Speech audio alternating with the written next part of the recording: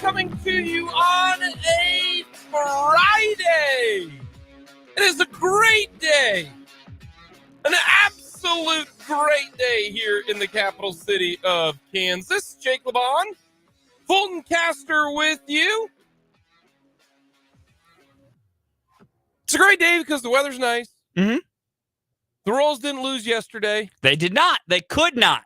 The draft is approaching very, very quickly. And the weekend's tomorrow. It's a great day. It is a great day. It's a great day, and it's a day where the Royals are giving us call-up news right at the top of the show. I don't care. I don't really know. We'll get to the Royals in a little bit. It doesn't even matter. The Royals are not part of my concern right now. We will talk about the Royals for 12 minutes today. That's all they get on this Friday. We will talk about the Royals for 12 minutes. There are too many things that we need to get to that involve teams, sports, individuals, fun, positivity than the Royals. We're going to talk with Jesse Newell, Kansas City Star. We'll talk about how there are still idiots in the NFL who are gambling. We are going to talk about the Chiefs and their draft. We got a lot to get to. So let us know your thoughts. 785-272-9429. Fulton, would you like to tell the people what the Royals did? Because I mean, do you want to? Oh, it's up to you, Jake. No, we can do it. What do we got? I don't even know. This. Freddie Milreyes is going on the paternity list. Congrats to Fran Mill on the birth of a child. And Freddie Fermin's been called up. All righty. Okay. That's it. Simple, easy, nothing crazy. The Royals will not win nor lose because of it, and not long-term deal. I was hoping you were going to give me more exciting news than that, buddy. You know, if it was a better announcement, I would have chosen my words much differently. There being a little like celebratory song queued up. Like, you got to know me better than that. Well, we're going to talk about the Chiefs. Because yes, a team that actually gives us happiness and are good. Yeah, Super Bowl champions, in case you forgot, and are interesting to talk about. The Kansas City Chiefs have 10 draft picks. I've been told by everybody that there's no way that they're going to sign 10 rookies. Okay, all right. Last year, the Chiefs kept 10 rookies on their team. How many people have you been told? There's no way they're keeping 21st and second year guys on the 53-man roster. A lot of people have that thought. So let's take a look here. How many locks do the Kansas City Chiefs have on their roster that you know they are going to make the roster? Because that's what determines whether or not they're going to have 10 draft picks, or 9 draft picks, or 8 draft picks. Yeah. Okay. Also, the odds that 7th round picks make the 53-man roster are low. But not for the Chiefs. Not zero. Well, not for the Chiefs and not zero ever. So, because, I mean, the Chiefs had 3 make the roster last year. Yeah. Mm-hmm. Sorry, Najee Johnson. I kind of spaced you out for a minute. Sorry, buddy. So, I wanted to take a look here. Yeah. How many spots do they have open right now for either 1 rookies or 2 free agents coming in late? All right, let's take a look. Mm-hmm. Quarterback, Mahomes and Gabbert. I think they're both a lock. I already have a disagreement with you. So you think Gabbert's not a lock? I think based on a 1-year deal that probably doesn't have a lot of guaranteed money, there's not a guarantee it's Gabbert if Bouchel outperforms him. Okay, fine. So it's Mahomes. But I will say there's no quarterback spot open because I don't think they're keeping 3. Okay, so the quarterback is taken up. That's the easier we can get to. There we go. Running backs, Isaiah Pacheco, Clyde Edwards-Helaire. I don't see them getting rid of Clyde this year. Do I think they're going to have Clyde next year? No, but he's too cheap right now. That's fair. So they're going to keep Clyde and they're going to keep Pacheco. At wide receiver, I think they keep all 5. I think they keep Tony. I think they keep Moore. I think they keep MBS. I think they keep Watson. And I think they keep James. I think you could technically have an extra spot open at wide receiver with the fact that only $400,000 of Richie James' contract is guaranteed. Okay. I think more than likely they keep all 5. I think Watson and James are potential cut candidates if the rookie wide receiver they bring in or receivers they bring in are good enough. Because I think they're keeping minimum 5 wide receivers, could be 6. Oh, yeah. No, they're keeping at least 5, not 6. There's 1 to 2 wide receiver spots that could be open. Tight end, I think they're keeping Kelsey. I think they're keeping Gray. And then I do think that they are going to keep either Fortson or Bell. So that means you've got 3 tight ends. All right? Yeah. On the offensive line, I think they're keeping Taylor, Tooney, Creed, Smith, Niang, Kennard, Allegretti, those 8. I think Tagovailoa probably on the fence, okay? I agree. So if you go by that, all right, they've got 4 spots open on the offensive side. Potentially a third QB, all right. At least 1 running back, because they only got 2 right now. They're going to have a third. They always like to keep a third. Okay. 1 or 2 tight ends, because they could keep 3. They could keep 4. An offensive lineman for sure. Yeah. And a wide receiver.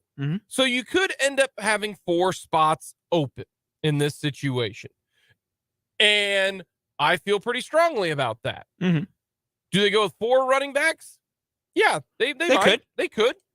They could go with 3 running backs. But we know that they're going to add at least 1 running back. We know that they are going to add at least 1 wide receiver. At least on the 53. Yeah. Sometimes they'll have 6. It kind of depends on what they have at the tight end spot. Are they going to look at, you know what, maybe we'll keep Blake Bell as he could be more of a fullback type of guy because they did not keep Burton. Yeah. So maybe that's where Bell lines up at tight end, fullback, H-back type of thing. So if that's the case, depending upon how you massage it, I think there are 4 spots open on the offensive side. Because right there, you've got 8 offensive linemen, 3 tight ends, that's 11, 5 wide receivers right now, that's 16, 2 running backs, that's 18, 2 quarterbacks, that is 20. That's, to me, they've got 20 spots locked up. All right? I think there's 4 spots that could be massaged around on the offensive side. That could go to draft picks or could go to insert free agents. Post-draft free agent here. So you end up with 24. All right.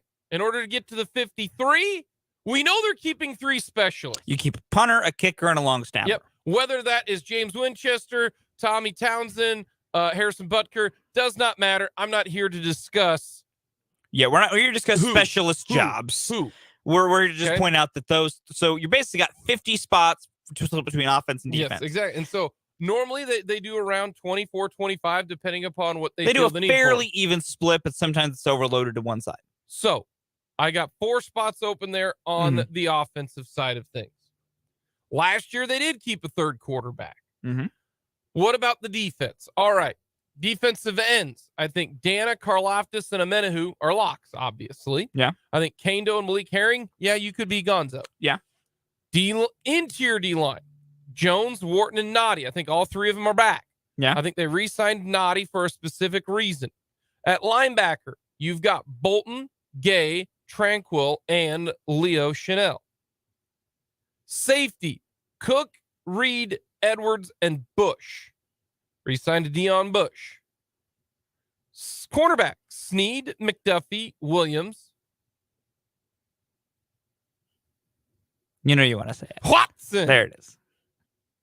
So right there. Yeah. Right there, the defense has a bunch of... Now, they still got, Najee Johnson and all those type of guys, but these are the guys that I think are locks. Yeah. You've got 4 corners. You've got 4 safeties. That's 8.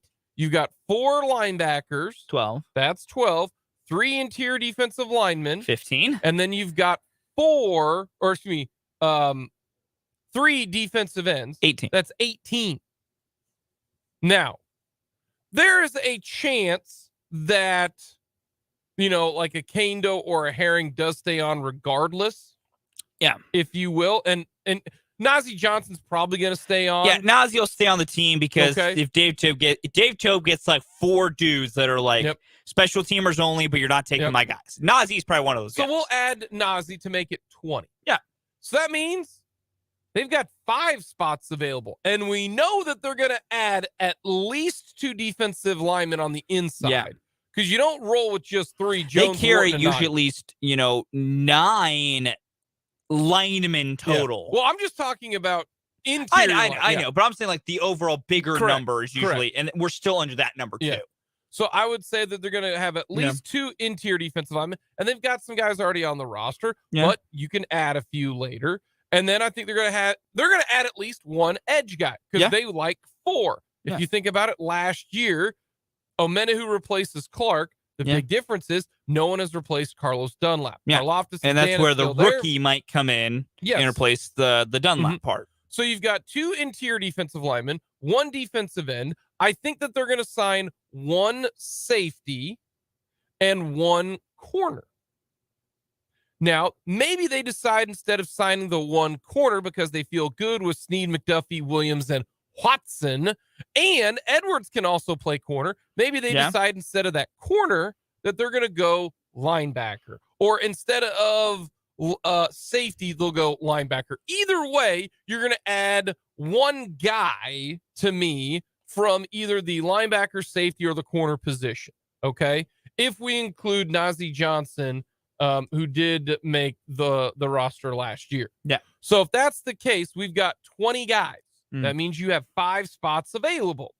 2 of them are going to the 3 of them are going just D-line in general. Because there will be new defensive line. That gets you to your 9 number. Gets you to the big fellas in the trenches you like. So that means they've got 9 spots available in the draft. Intriguing. So for me, it's not out of the question, because and I get where people look at it that they go, oh, well, they don't need 9 guys. They're not going to draft 9 guys. Let's combine all those 7th round picks and move those up to a 6th round, that type of thing.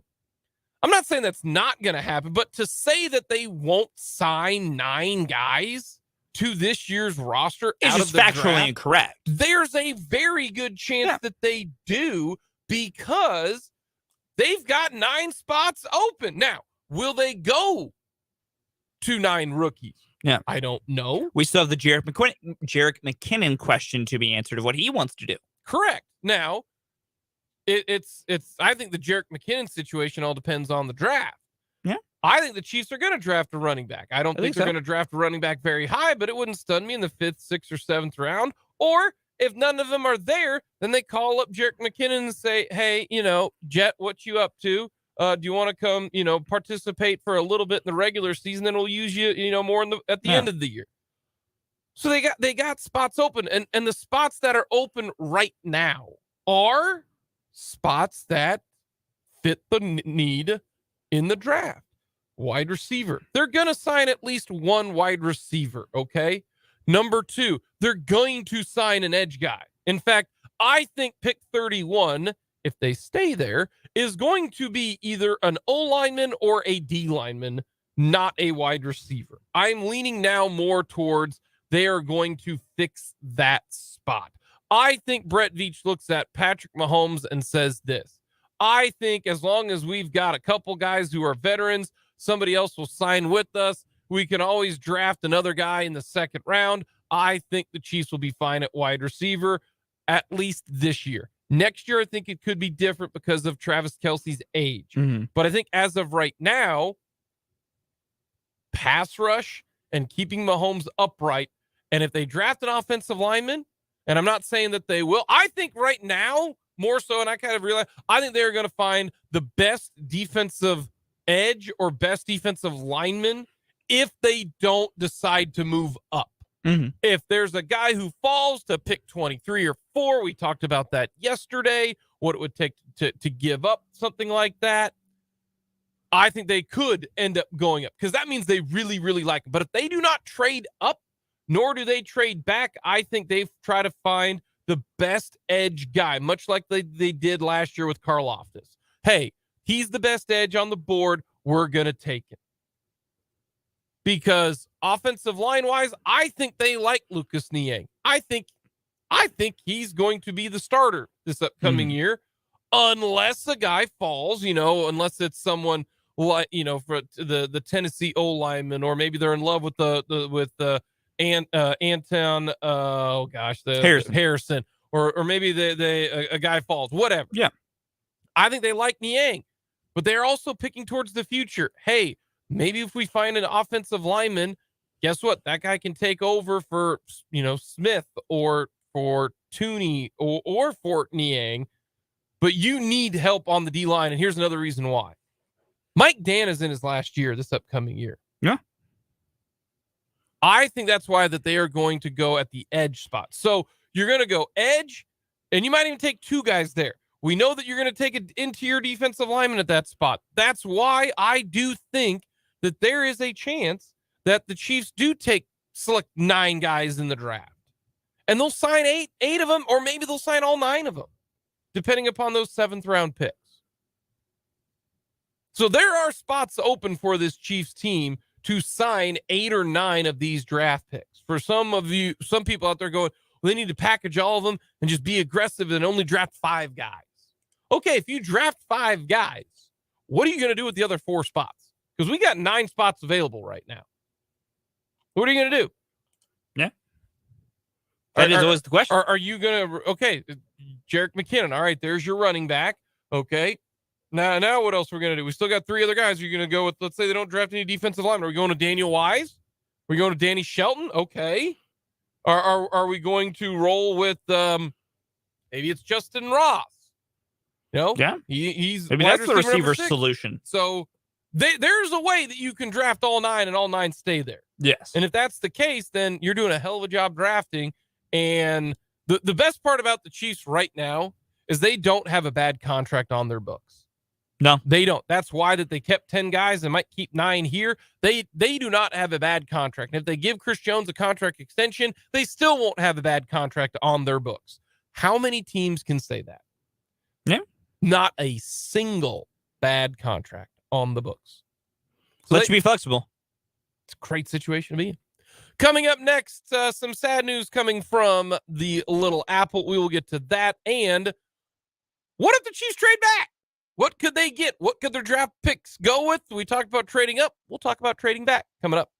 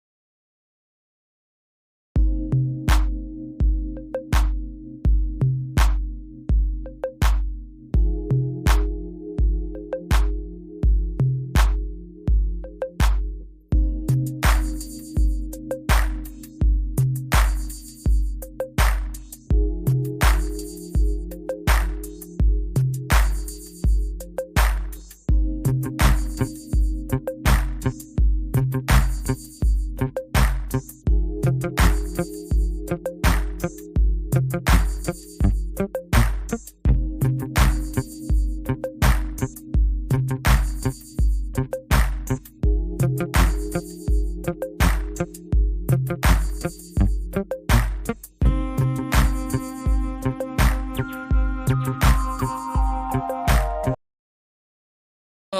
the Little Apple today in Manhattan, Kansas. Mr. K-State, Ernie Barrett, passed away at the age of 93. Ernie Barrett might be more synonymous with Kansas State than anyone, and I'm including Bill Snyder. One of the first people that Bill Snyder met at Kansas State when he went on a visit was Ernie Barrett. There is a reason why he is called Mr. K-State. He spent 75 years of his life basically being Mr. K-State. He helped K-State to a national championship game, did not play in the title game because he got hurt. Folks, that was in 1951. Then he came back, played in the NBA, by the way, 100 and some games. And then he started it as an assistant coach. And then he got involved in fundraising, and he's been with Kansas State ever since. The legacy that Ernie Barrett has, honestly, not many schools have an Ernie Barrett. If you've ever met Ernie Barrett, he's the nicest guy ever. And you also, after you met him, you were shaking your hand because his handshake hurt so damn bad. And I remember that. I remember meeting Ernie for the first time in 2007. Great guy. I mean, fantastic. If you cut him open, purple would just flow out of that man. What he was able to do for that university, it's incredible. Legend gets thrown around a lot, the sandbox, heroes get remembered, but legends never die. That is Ernie Barrett. Ernie Barrett is the definition of a legend, and K-State lost a good one. He passed away at the age of 93. They're going to have a service on Thursday at Bramlage Coliseum. So many people, K-State released a statement.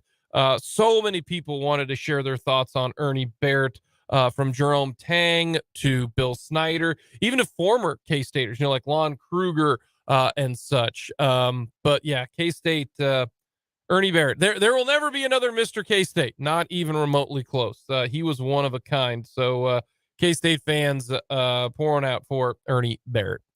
Coming up, we will get to trading back in the NFL draft. What could that look like? Is that smart? We'll get to that next.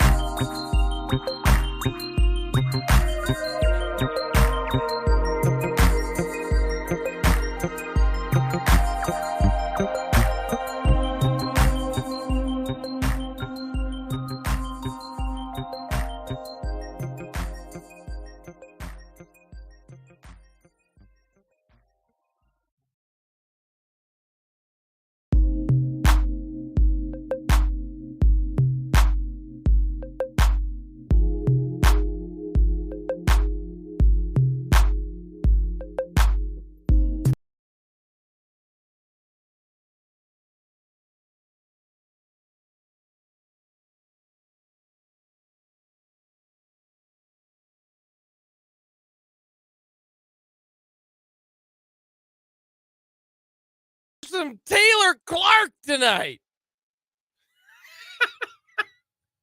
I can't even stop what I'm going to think of it. Taylor Clark in action against Fulton. Who is Taylor Clark going up against?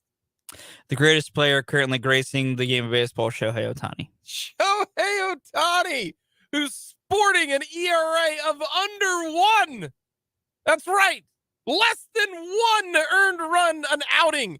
Can you score less than 1 earned run an outing?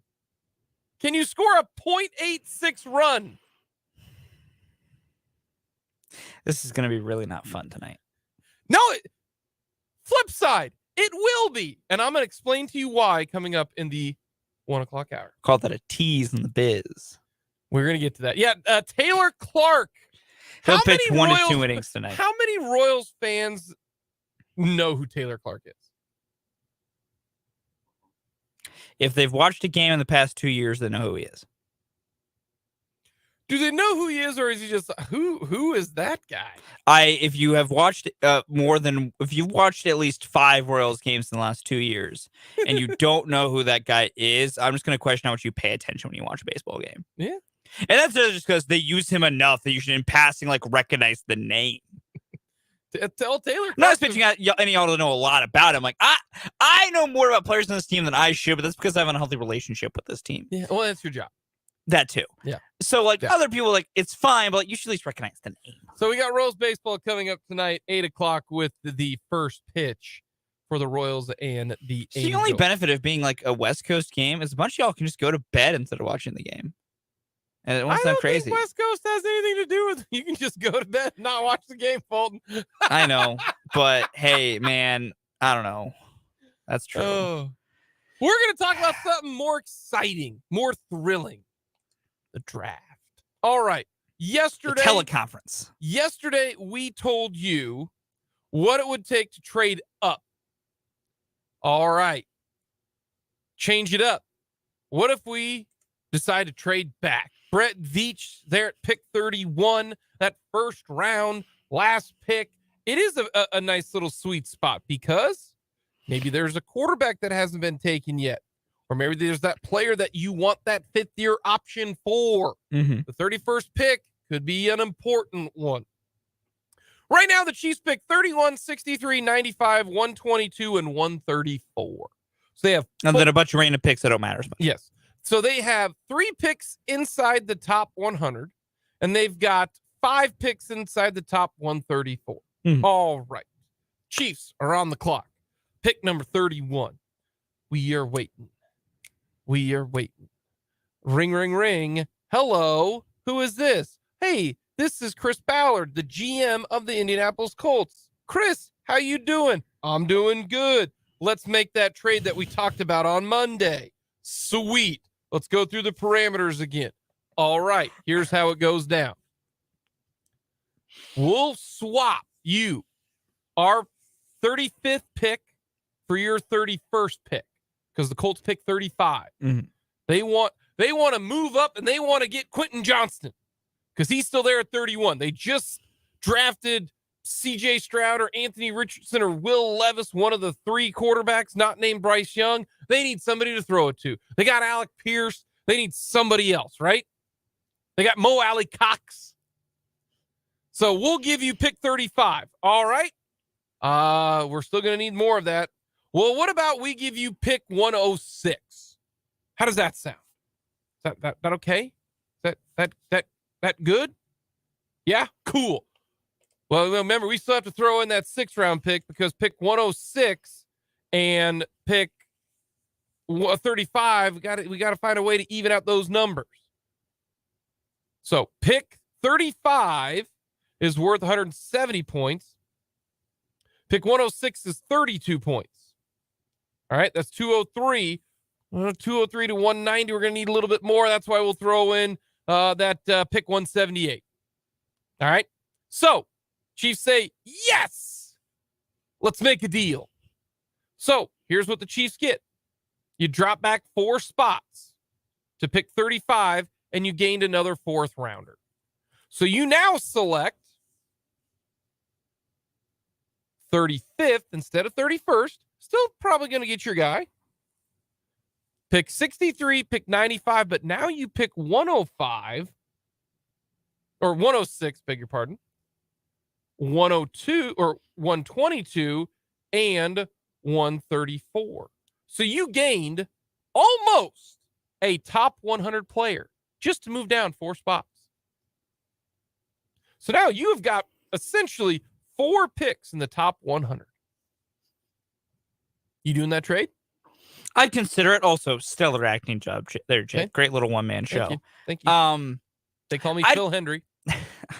I'd consider it, at least depending on what the board looked like. Okay. Because, yeah, you're only dropping back 4 spots. Gaining a top 100 player. Depending on what the board looks like, you could still definitely get your guy, and then you're adding a pick near the top 100. Okay. You know what? Brett Veach got cold feet. Chris, sorry, man. We're going to take Anton Harrison. He's our guy. We just can't do it. Sorry. But right before that, ring, ring, ring. What's going on? Hey, this is Paul Allen from the Saints. We're looking to trade back into the 1st round. Brett Veach says, all right. Let's go through the checklist again. All right, we pick 40. So how about we swap our picks? We'll get pick 31. You get pick 40. But we'll give you pick 71. And you give us pick 134. Close enough to the point numbers. Brett Veach says, you got yourself a deal. So now the Chiefs get pick number 40. So they're dropping back from 31 to 40. 9 spots back.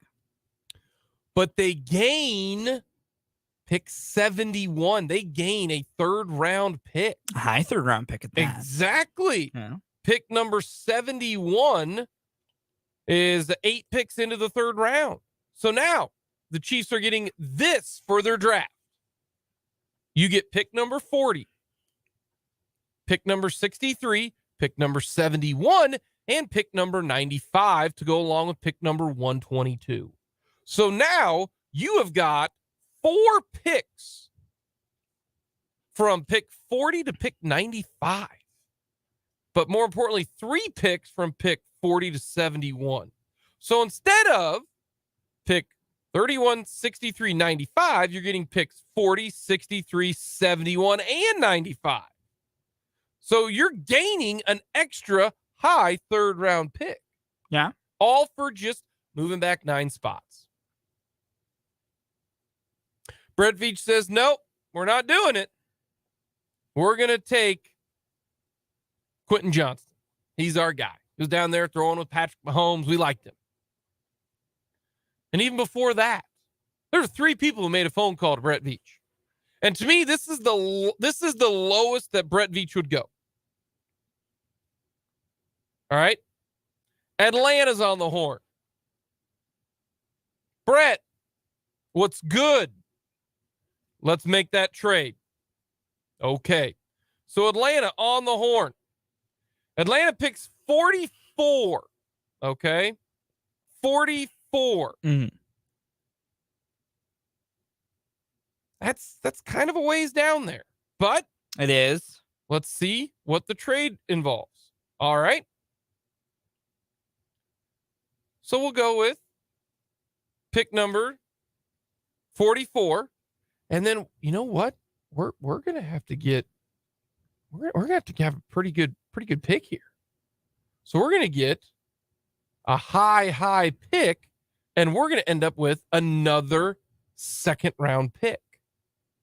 So would you be willing to do that if you are the Kansas City Chiefs?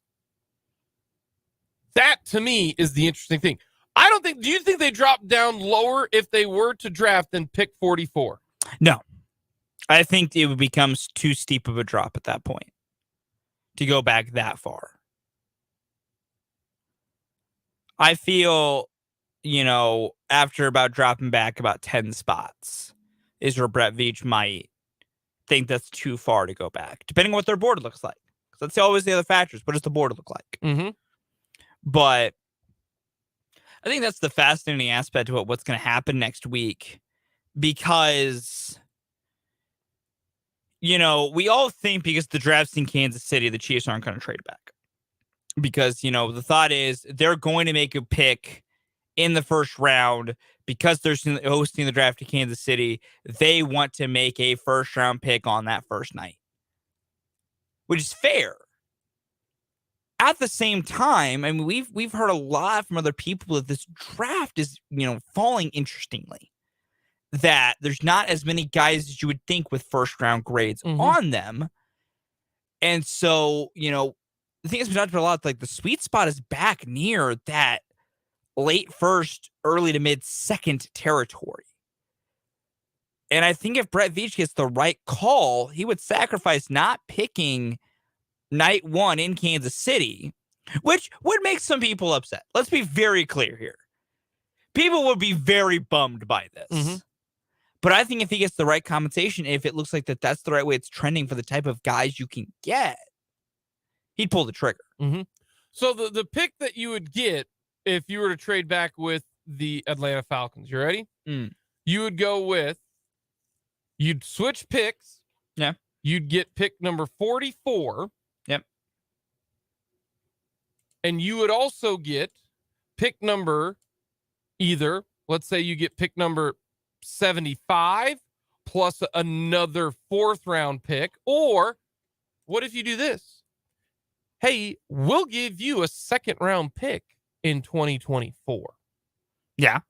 So you don't get the draft selection this year. You could have 2 second rounders next year, which, depending on what you're trying to do, that could help you have ammo to trade up next season earlier in the first round to go attack something. That's that long-term chess play. Yep.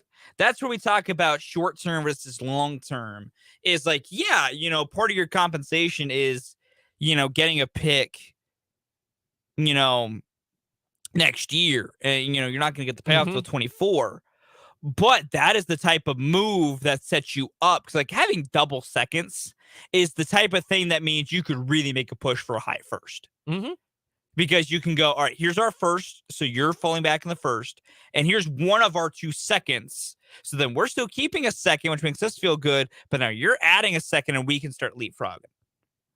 It's that really long-term play. But I think what the overall exercise has been these past couple days for us is the Chiefs have so many options. Mm-hmm. And Norm, like last year when they had 29 and 30, I think we all kind of assumed one of those was getting moved. We didn't know when, we didn't know for what, but we had a feeling the Chiefs would have used their ammo to probably move up. We were all like kind of confident in that. This year, I think the odds of trading up, staying pat, and trading back are all equal. Because this draft is shaking out so interestingly as far as prospects go. And then because the options just seem to be so open. Mm-hmm. Because also, like last year, we knew, stone cold, we knew they're taking an edge in the first round. We knew there was no way they were leaving the first without an edge. We can't, there's multiple positions we are like, they're picking one of these. But are any of them a stone cold, if you don't get a top tier player, you're screwed? Because, the entire Chiefs edge plan last year hinged on getting a good first-round edge to help with the pass rush. I don't think you need a bona fide starter this year, which opens up that path yet again for trade back, stack assets, use those assets to maybe help you down the line. And it's just the wide openness of the situation, the fact that the Chiefs really do honestly have so many of these options that even, we doing this exercise, that you could trade back, 4 spots and get an extra 3rd round pick is huge. That you could trade back, 7 spots and get a high 3rd round pick. It's so huge because if you feel the sweet spot of the draft is the 2nd and 3rd rounds, well, that's where you want all your picks. That's why, to me, trading back to get an extra top 100 pick, I can see that. Yeah. If they trade back just 4 selections, they get an extra pick number 100. Yeah. I don't think they're trading back any further than maybe even New Orleans at 40. Yeah, that feels like the farthest back they're willing to drop.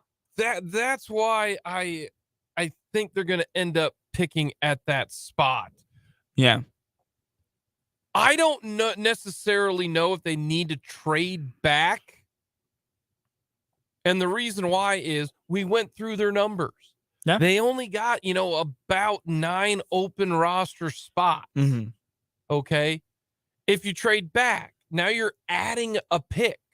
So instead of going with 10 picks, you might have to give up a pick as well. So you got 9 picks, but are all 9 going to make the roster? Maybe it is behoove of them to move up, use one of those 3rd round picks. Because remember, last year, in order to go from 30 to 21, the Chiefs just had to give up a 3rd round pick. Yeah. Now they had that 3rd round pick there because of Tyreek Hill. So I look at that the Chiefs, to me, it makes more sense if they go we'll move back to about 35, 36. And if you look, I don't really know if, you got Pittsburgh, Houston, Arizona, maybe one of those 3. Well, like Houston, Arizona wants to move it back into the 1st round. Yeah. And you fall just a couple spots, I don't see Las Vegas doing anything at 38 with you.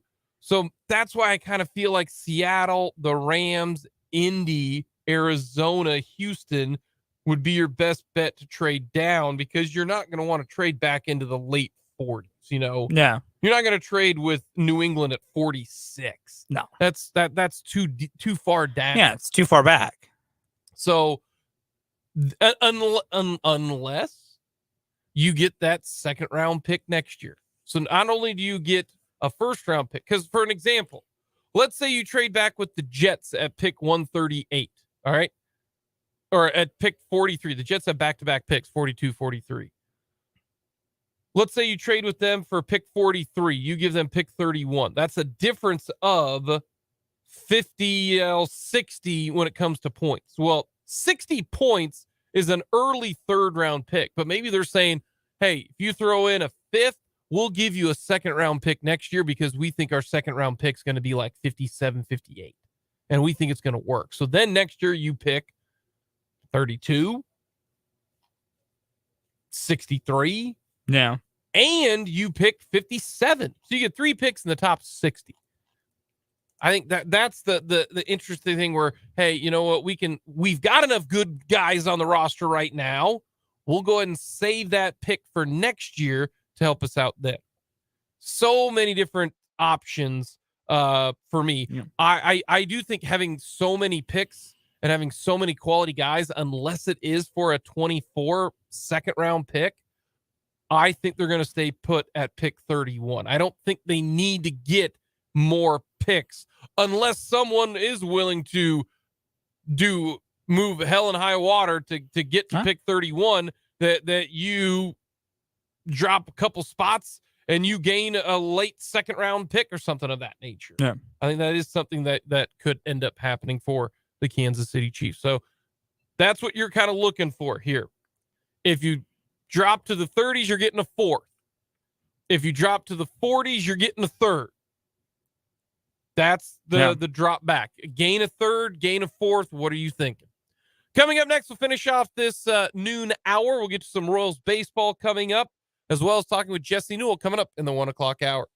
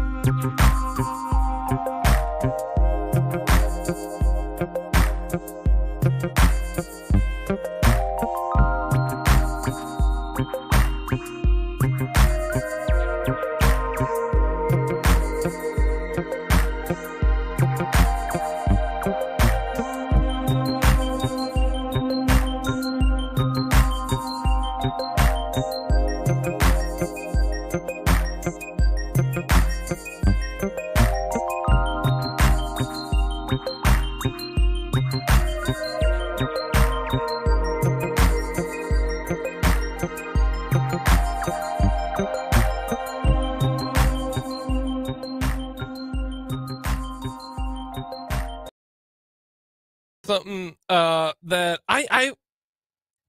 we need to go back, just like random team, and see how good they are at drafting in the third round, because the Kansas City Chiefs in the third round have drafted some absolute dudes. I mean, absolute dudes. Here is what the Chiefs have done in the third round in their history.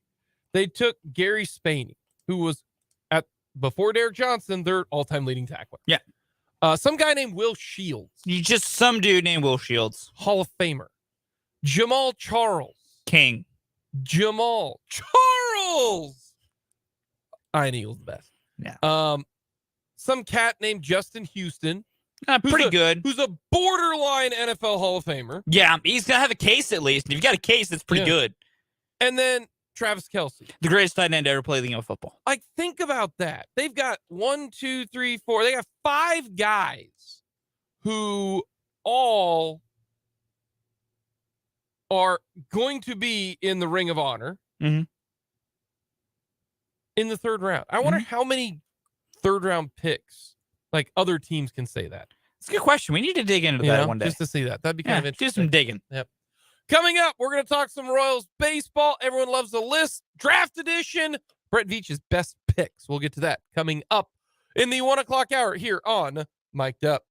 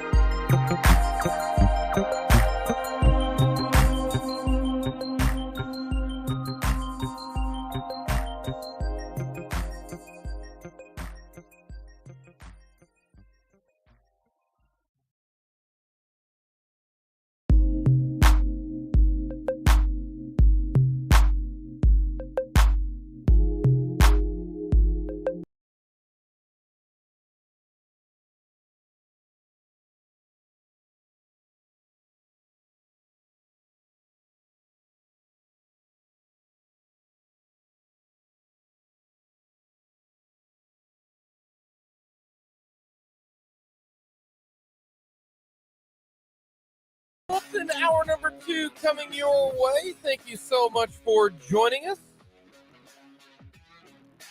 Jake and Fulton caster leading into 580 Sports Talk. And we'll hand it off to the Royals Radio Network. Royals taking on the Angels this evening. Taylor Clark going up against Shohei Ohtani. That is right. Shohei Ohtani. 8 o'clock pregame coverage. Let us know your thoughts, Royals fans. Do the Royals score 2 runs off Shohei Ohtani? No.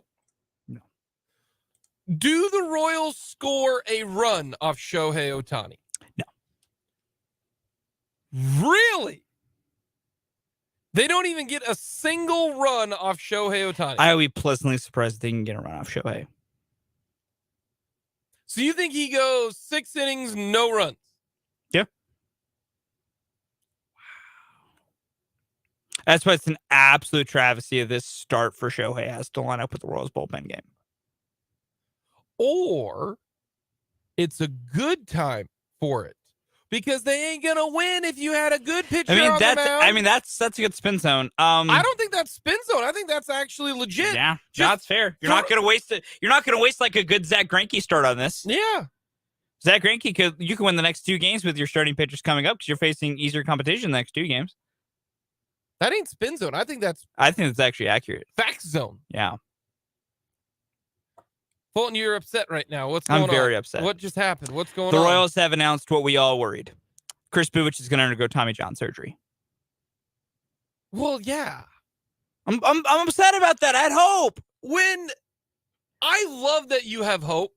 Listen, I'm never going to officially accept that the horrible thing's going to happen until you've told me the horrible thing's happening. No. Here's the thing. Fulton. Yeah. You went full Andy Dufresne. Hope is a great thing, maybe the best of things. Mm-hmm. I, however, in this situation, did not go that route. I know. You're better for it. When the Royals announced that Chris Bubich will get a second opinion, that right there told me that it is over. He is going to get Tommy John. You just needed the statement that the Royals just put out there, which is, after conclusion with several doctors, Royals pitcher Chris Bubich has decided to have UCL reconstructive surgery. We wish him the best and look forward to his return to the mound. You went with what was it on? It was on Arrested Development. It didn't work for them, and it normally doesn't work.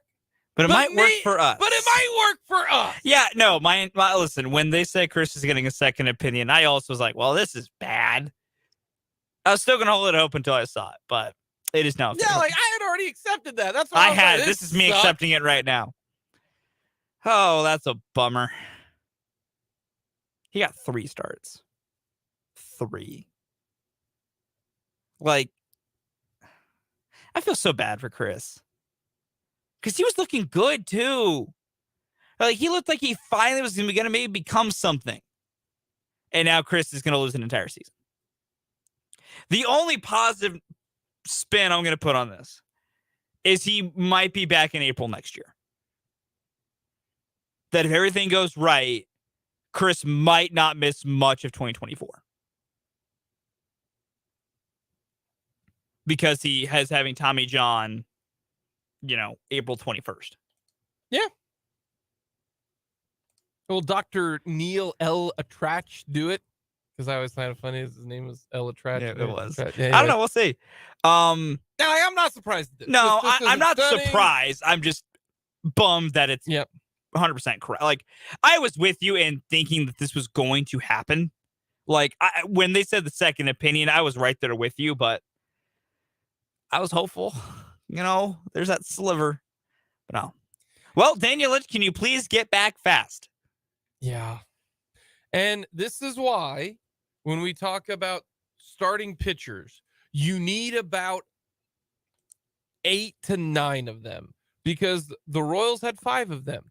You're already down to 4. 2 of them who were supposed to be in the opening day starting rotation were Chris Bubich and Daniel Lynch. Yep.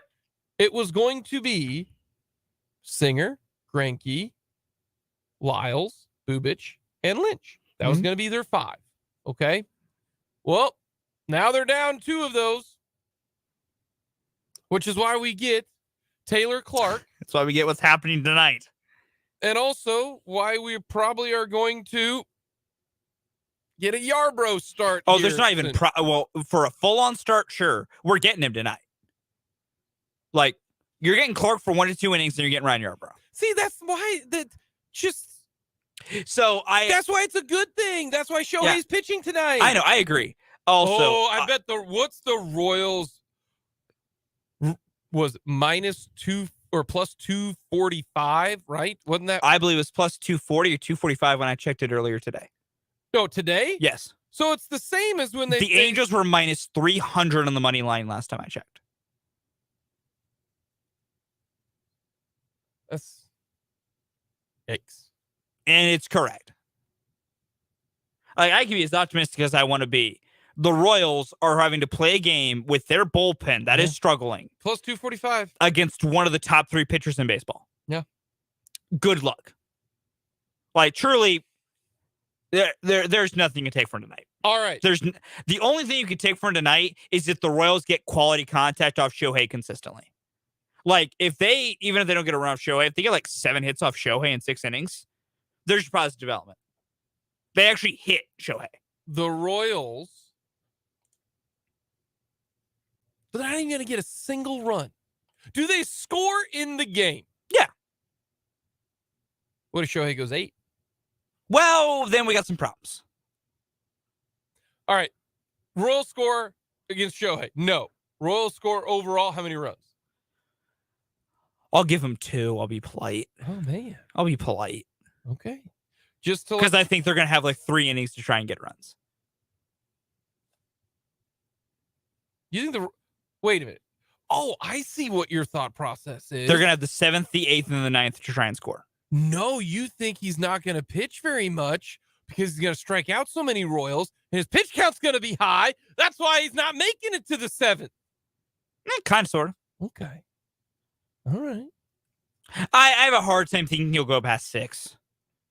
I think the Angels try to be extra careful. I think if he's at like 88 through 6, which is not unreasonable, even if the Royals are getting mowed down, I think they'd pull him. You do realize he's pitched in 3 games. I know. And he's pitched 21 innings. Well, fair. Just saying. Fair point. Just saying. In today's day and age, it's hard for me sometimes to project a guy to go past 6. Okay. Because of how the game's managed. Okay. It wouldn't. I'll be brutally honest. Would not surprise me if Shohei goes all 9 tonight. Therefore, then he would not give up a run. No. So I ask you again. Well, if he goes into the 7th or 8th, I will say the Royals maybe get a run in that amount of time. So give him that many at bats, someone might find something. Over under half a run versus Shohei Ohtani. You know what? I preach positivity. We're gonna go over. I preach positivity. There we go. That's what I should practice what I preach. Even if the Royals are facing one of the greatest player in baseball. Here's what I want to have happen. I want Nate Eaton to hit a home run off Shohei Ohtani. If I see that, you will hear the shouts from my apartment like here.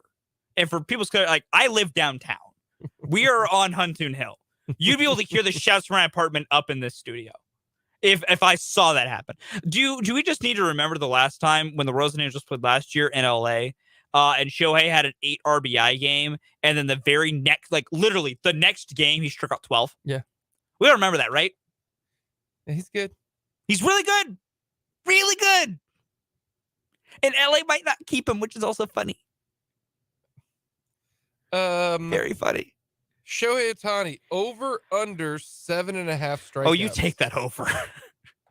7.5. If he goes under strikeout totals, I will be stunned. Yeah. Right. I think the Royals can still win this series to like kind of branch out here. I think they can. I'm glad you brought that up. I really think they can. You brought that up because Fulton, just tonight's not the night. We gave the date May 11th. We did. The Royals are 0-2 in our 22 games that we are determining, or maybe not you, me, that I am determining this Royals team. They are 0-2. Odds are that they're not going to win tonight, as what we have just discussed. It would be very surprising. And that would be 7 losses in a row. Yeah, it would. Okay. What if the Royals start in this stretch of 22 games 0-5? What if they get swept by the Angels and they're now sitting because right now they are 4-15. What if they're sitting on Monday? We wake up on Monday, and I look, because I don't know if I'll watch the game Sunday, and they're 4-18. Can we move the date? If they're already 0-5 against two of the pitchers for the Rangers who are not great, and then two against the Angels who are not great. I want to point out right now that Tyler Anderson right now has an ERA almost of a touchdown and a PAT. And then they are going up against some cat named Reed Detmers. I don't even know who that is. He threw a no-hitter last year. I don't even know who that is. Like, if they're 0-5, do we move the date, or are we still, that's the date we set? Because at some point in time, Fulton, kind of like what we did with your bet earlier this year, if they lose 7 games, at some point it becomes a mathematical impossibility for them to do something we want them to do. Yeah, starting 0-5, and then I don't know anything about the Arizona Diamondbacks. I don't know who is that. Mark Henry, the world's strongest man. No. Is that Byron Nelson, the former golfer? No. That's pitching in games 1 and 2. I don't know who those guys are. I just know this is that we might know the end of the season for the Royals on Wednesday, April the 26th. Yeah.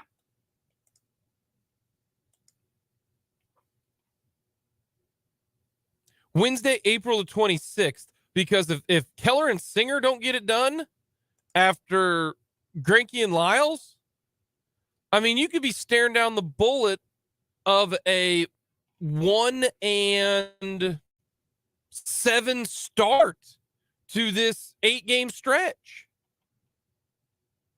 And I think then, is it Vince Carter 2000 dunk competition? Is it? Say it with me. Over. Did we even make it to the 11th? I don't know. I know. I'm not trying to be like doom and gloom. You're trying to be honest here. Yeah, I'm just trying to be like, no, wow, I agree. Is it that? Where I'm at, if they cannot take a win from the Angels or the Diamondbacks, and this baby reaches that'd be 11 at that point. What about, okay, let's not just do one, because you can't get swept by the Angels nor the Diamondbacks. You got to at least win. If you can't win 2 over this stretch. Okay. If you get swept by one of them. Okay. I think it's proper to maybe really start evaluating if it's truly, if we have to hit the Vince Carter that early. Because you kind of be able to compete with these two. You're not beating Shohei Ohtani tonight is one thing. Mm-hmm. He's quite he is I've said numerous times. He's the greatest player in baseball right now. How old is he? 28? Shohei's 28. 28? I mean, depending upon what occurs, yeah, he's 28. His birthday, July 5th. Oh, good for Shohei. 1994. Yeah. When were you born, Fulton? 1996. 1996. So Shohei is older. Yes. So about 2 years. I think, depending how it goes, I mean, Shohei could be the greatest baseball player ever. Yeah, that's a conversation I'm always happy to get into at a later date. But yes, I'm already on that train. But Tyler Anderson and Reed Detmers, you can beat those two. You can beat at least one. If you can't beat those two, what are we doing here? You're not facing. Are you facing Zach Gallen against Arizona? No. So you're not facing Zach Gallen, who's the Arizona's best pitcher. Yeah, the Royals are. Or do they have Zach Gallen? Yeah, no, they got Zach Gallen. Okay, the 2 starts you faced without Zach Gallen, you can win those. They face. Hold on, it's not Byron Nelson. It is close. Is it Ryan? Ryne? It's Ryan Nelson, whose ERA is 5. And then who was the other guy? Is not the world's strongest man, Mark Henry. It is our good friend Tommy Henry, who has an ERA of almost 5.5. Okay, so if in this stretch you lose to Shohei Ohtani and you lose to Zach Gallen, No skin off my back. Hey, that means you won 2 series, man. But that's what that means, though. That's where I go here. Is like 2 of these games coming up in the 6-game stretch don't matter. Okay. Like Zach Gallen is underrated with how good he is. He's really good. So if you struggle, and remember, you actually lit him up last year. So it's not a foregone conclusion, but he's still really good.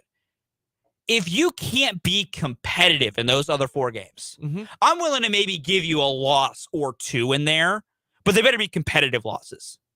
If you get waxed in any of those 4 games, we need to have a serious conversation. Because at this stage, if the idea is we are to be competitive by next year or even the year after, you already got to be at the point to where you can face bad pitchers and not get waxed. Okay. You know. Okay. Because also you're going to have competent starting pitching going those games. Zach Greinke, competent starter for Saturday's game. Jordan Lyles has done good enough to where you can win a game started by Jordan Lyles on Sunday. Brad Keller is one thing. Brad Keller and Brady Singer against Arizona, who knows? That's a mixed bag at this point. I got you. But you can find a way. Roles in action today. Fulton says, hammer the over on strikes. I listened to Hammer the Shohei Ohtani over on strikeouts. I listened to Fulton the last time, and he steered me wrong. Well, that's because I've told you Brad Keller. I'm telling you about a good pitcher now. Yep. Coming up next, our list. Brett Veach's best draft picks. We will get to that coming up next.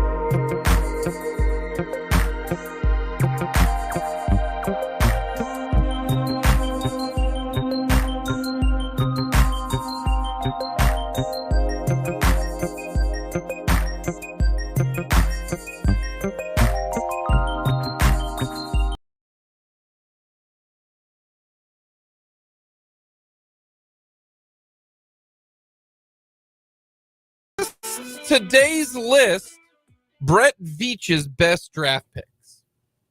It's a very simple list. Yeah, pretty simple. A lot of options. Brett Veach's Mount Rushmore. Truly. And there's a lot of options here even early. Number 4 for me. Gonna go with my guy, Jalen Watson. 7th round pick, starting corner caliber. I'm gonna go with J-Watt. Okay. I am going with number 4, another 7th rounder. Isaiah Pacheco. Number 4 for me. Yeah, I agree. Isaiah Pacheco. Man, getting Pop in the 7th was just insane. Yep. Number 3 for me. He could be hired, but because he was a 2nd round pick, that does usually inflate your odds of getting a hit. But it's Creed Humphrey. Okay. Like, you got to borrow the best center in football. A 2nd round pick deflates the greatness there a little bit, but you still were able to snag the best center in football. Okay. Number 3 for me is Creed Humphrey. It's a good pick. I've got Creed at number 3. You're a large adult Sooner son. I think there are 2 other picks ahead of him that are maybe not better players, but better picks, because there is a difference. So I agree. I've got Creed Humphrey, number 3. Number 2 for me. I'm going to Isaiah Pacheco at 2. You have a starting running back who's going to have you like 1,400 all-purpose yards in the 7th round that no one was on. That's a great pick. All right. Number 2 for me, 4th round pick, L'Jarius Sneed. Oh, yeah, baby. L'Jarius Sneed, 4th round pick for me. Gotta have the need for Sneed. He's been very, very good. The fact that you draft him as a safety, turned him into a corner, who made him a blitzer. L'Jarius Sneed, number 2. L'Jarius Sneed is my number 1. Everything around it, 4th round pick, how great he's become. What? He's number 1 for me. You're trying to tell me that in your top 4, you don't have my number 1 guy? I guess I don't. You don't have Trey Smith? The Trey Smith situation was so unique. Trey Smith is the best draft pick that Brett Veach has made. I don't disagree with that. I don't disagree with he's a great draft pick for the Chiefs by Brett Veach. That's it. Right now, if you had to say who's the best draft pick of each GM of all time, Trey Smith, 6th round. Okay. He's a top 10 guard in the 6th round. Incredible. Coming up next, we're going to talk with Jesse Newell.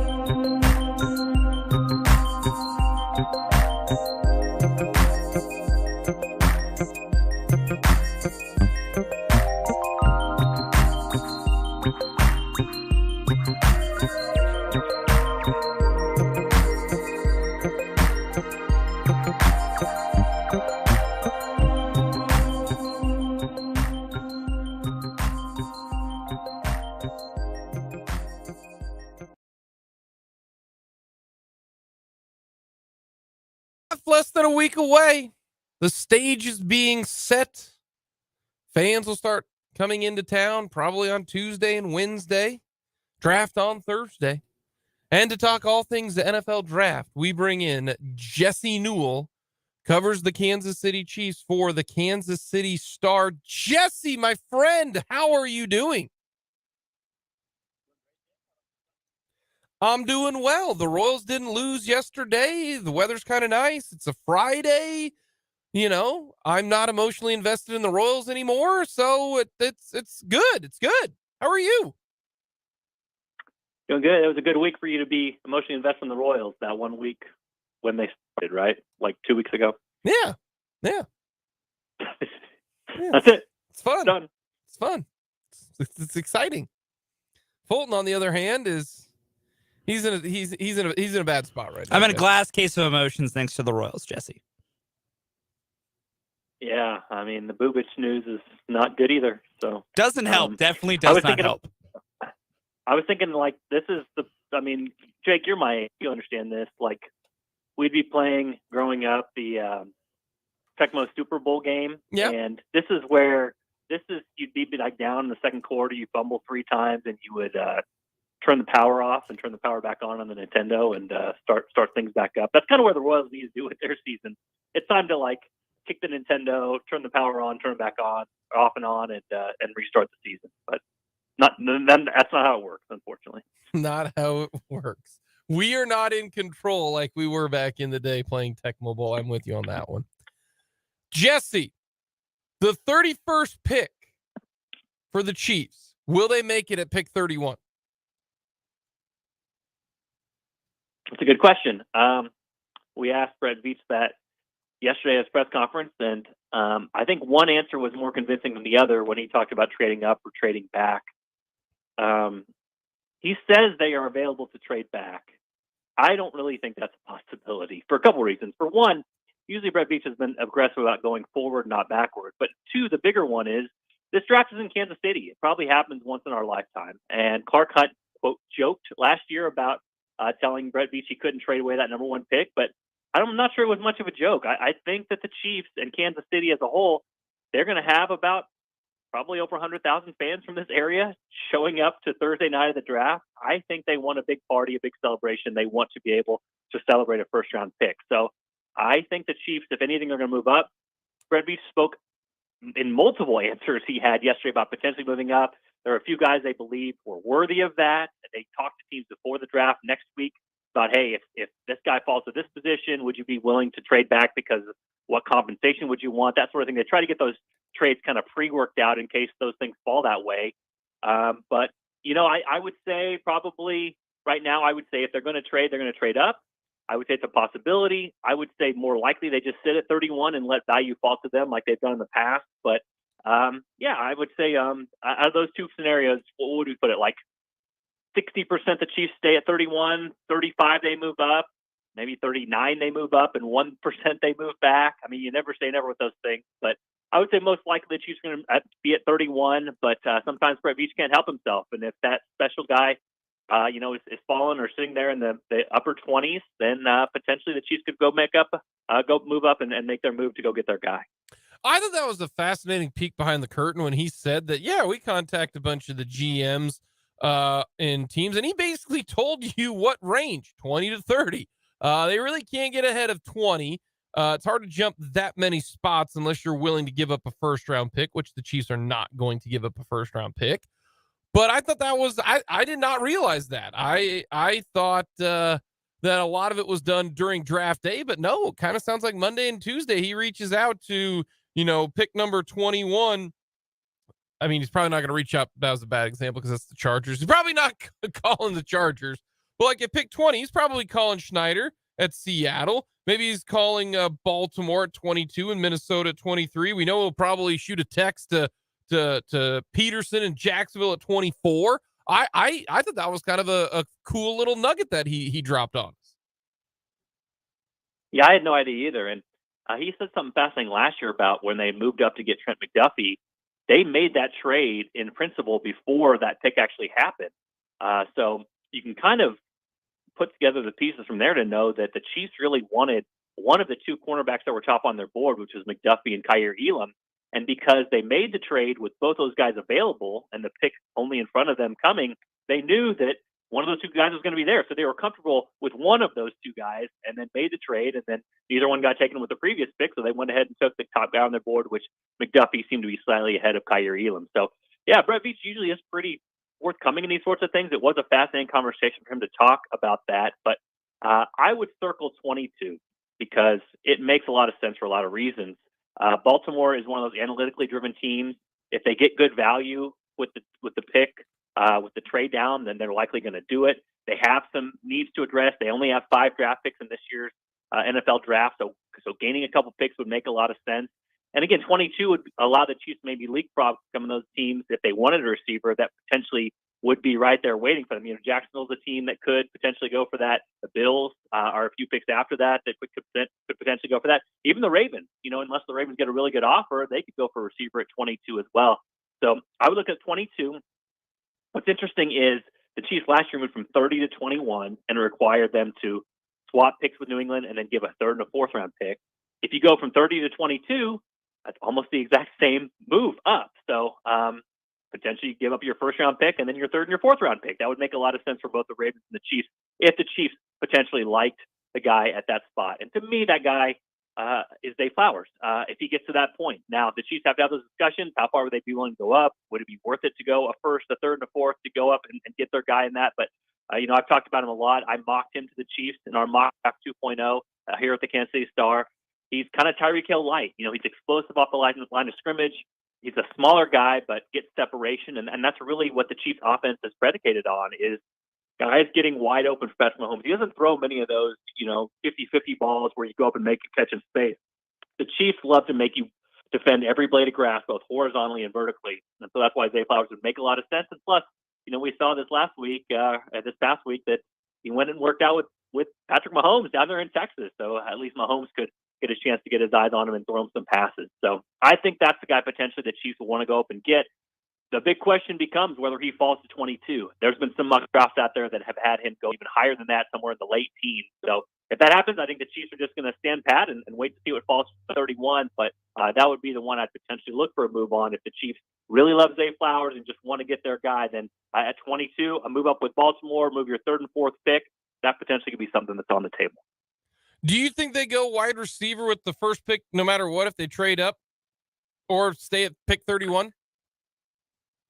I think their preference is wide receiver. I don't think that they have to do it, and that's the enviable spot they're in. I mean, they don't have to do it, one, because they just won the Super Bowl. You know, you don't have to force yourself to do that sort of thing. And 2, they have other needs. You know, they've sort of covered themselves at receiver and offensive tackle and edge rusher, but they also have needs at those 3 positions. So I think that's where you want to be in this particular draft. You don't want to paint yourself in a corner where you have to do something. I mean, kind of like the Odell Beckham Jr. signing for the Ravens. Like, they had to do that because they wanted to make Lamar Jackson happy.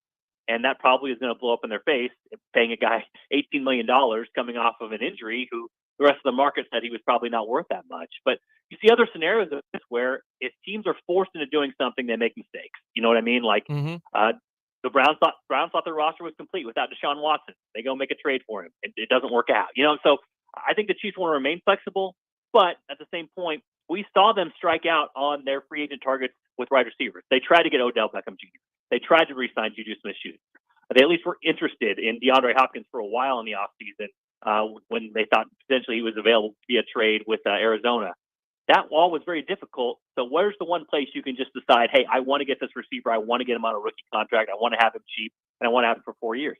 The NFL draft. So the Chiefs might find themselves in a position where they just say, you know, it's a lot easier to go get this guy and just move up for this guy and not have any other forces work against them and just go get him in the draft. So I would say that receiver is probably their priority that they would look at if it does fall to them. But if those guys go early, if Jackson Smith and Jigma, goes early and then their 2 guys that they've been linked to, both Zay Flowers and Quentin Johnston from TCU. If those guys go early, then that potentially means that there's offensive tackles available or edge rushers available. And so I don't think the Chiefs are going to stray too far from their board, but all things being equal, if a receiver fell to them, I'm sure that they would be preferential to that thing being there for them at the end of the 1st round. And if they get one of those 2 guys, either Johnston or Flowers, I'm sure they'd be pretty happy. We're talking with Jesse Newell, covers the Chiefs for the Kansas City Star. when it comes to the defensive line and the edge, they got some work to do to me in this situation. They only have 3 defensive ends. That's it. I'm not counting Malik Herring or Joshua Kando. I'm not. They got Dana Karlaftis Omenahu, and Dana's going to be a free agent after 2024. That makes me wonder if this isn't the time where they might go, edge rusher at pick 31. Yeah, could be. Felix from K-State, Felix Enidike Uzama.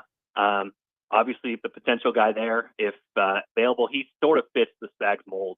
The big guy around the edge, obviously is known for his skills there, and a local kid that the Chiefs have talked to and have interest in, obviously, throughout this process, and from when we've talked to him at the Combine and before that. But the only thing I'll say about that is, too, it seems like every year we talk about the Chiefs having a needed edge rusher, and yet they are able to find guys, whether it's a Carlos Dunlap, to be able to fill that role as veterans and be okay with it. Like, it's not what you want. You'd rather have young pass rushers, guys who you can develop with and have multiple years, but that is a position where the Chiefs have found dudes at the end of the free agency and been able to kind of patchwork that in. And so they did get George Karlaftis last year to be able to have a young guy, and Frank Clark is still available out there. He hasn't signed with the team, so reunion is still possible in that way. So you would prefer to have 2 edge rushers grow together, build together, and have that set for you for a long period of time. I just think for the Chiefs, potentially that's a roster spot where either they can dress a little bit later in the draft. Be sure to look out for a guy maybe in the 3rd round like Isaiah McGuire from Missouri, another local kid who fits that Steve Spagnuolo big, tall guy mold. Or, you could go out and kind of patch things up like you have in the past. They haven't been hesitant to do that in previous years, and so I think they wouldn't be hesitant to do it again this year if the board fell that way and they had to go a different position in that first round. Do you think they're comfortable with Lucas Niang starting at right tackle? I think it's like those other positions. I think that they are going to give the appearance of being comfortable, and they want to address the position, and it depends on what falls to him. But if he has to be the starter there, then they can go forward with that. But they at least need competition. And I think that's where this draft comes in. Now, I just mentioned to you, if these receivers fall, if the receivers don't go, it's a zero-sum game here with the draft. Like, you can't have the top 6 receivers and the top 6 offensive tackles and the top 6 edge rushers and the top 6 quarterbacks all go in the first round. Because at some point, there's a position that is getting ignored or passed over, that sort of thing. So, if a bunch of receivers go and a bunch of edge players go, and the Chiefs have, Anton Harrison from Oklahoma sitting there at the end of the first round, or even a Wright from Tennessee who's been up there on the draft board, if one of those guys falls to that spot, I think they'd be plenty happy to take him and go forward and say, hey, you draft this guy. Usually there's really good surplus value at the end of the first round when it comes to offensive tackles. They usually pay off pretty well, and we know they're expensive in free agency, so that could be a great pick for the Chiefs there at the end of the first round. But I think that's sort of what I'm saying here. The Chiefs have left themselves in a really good position because they've covered their weaknesses to a point where they're still the Super Bowl favorites going into next year, but they aren't going to we're basically trying to predict coin flips here when you're doing the mock draft. Like, okay, the coin flip at number 2, what are the Texans going to do? We don't know. You flip a coin. Okay, because that coin flip is tails, you go to the next coin flip. Okay, it's heads. So it leads down different roads. It's kind of like I talked about our growing up age, Jake. It's like a choose your own adventure book.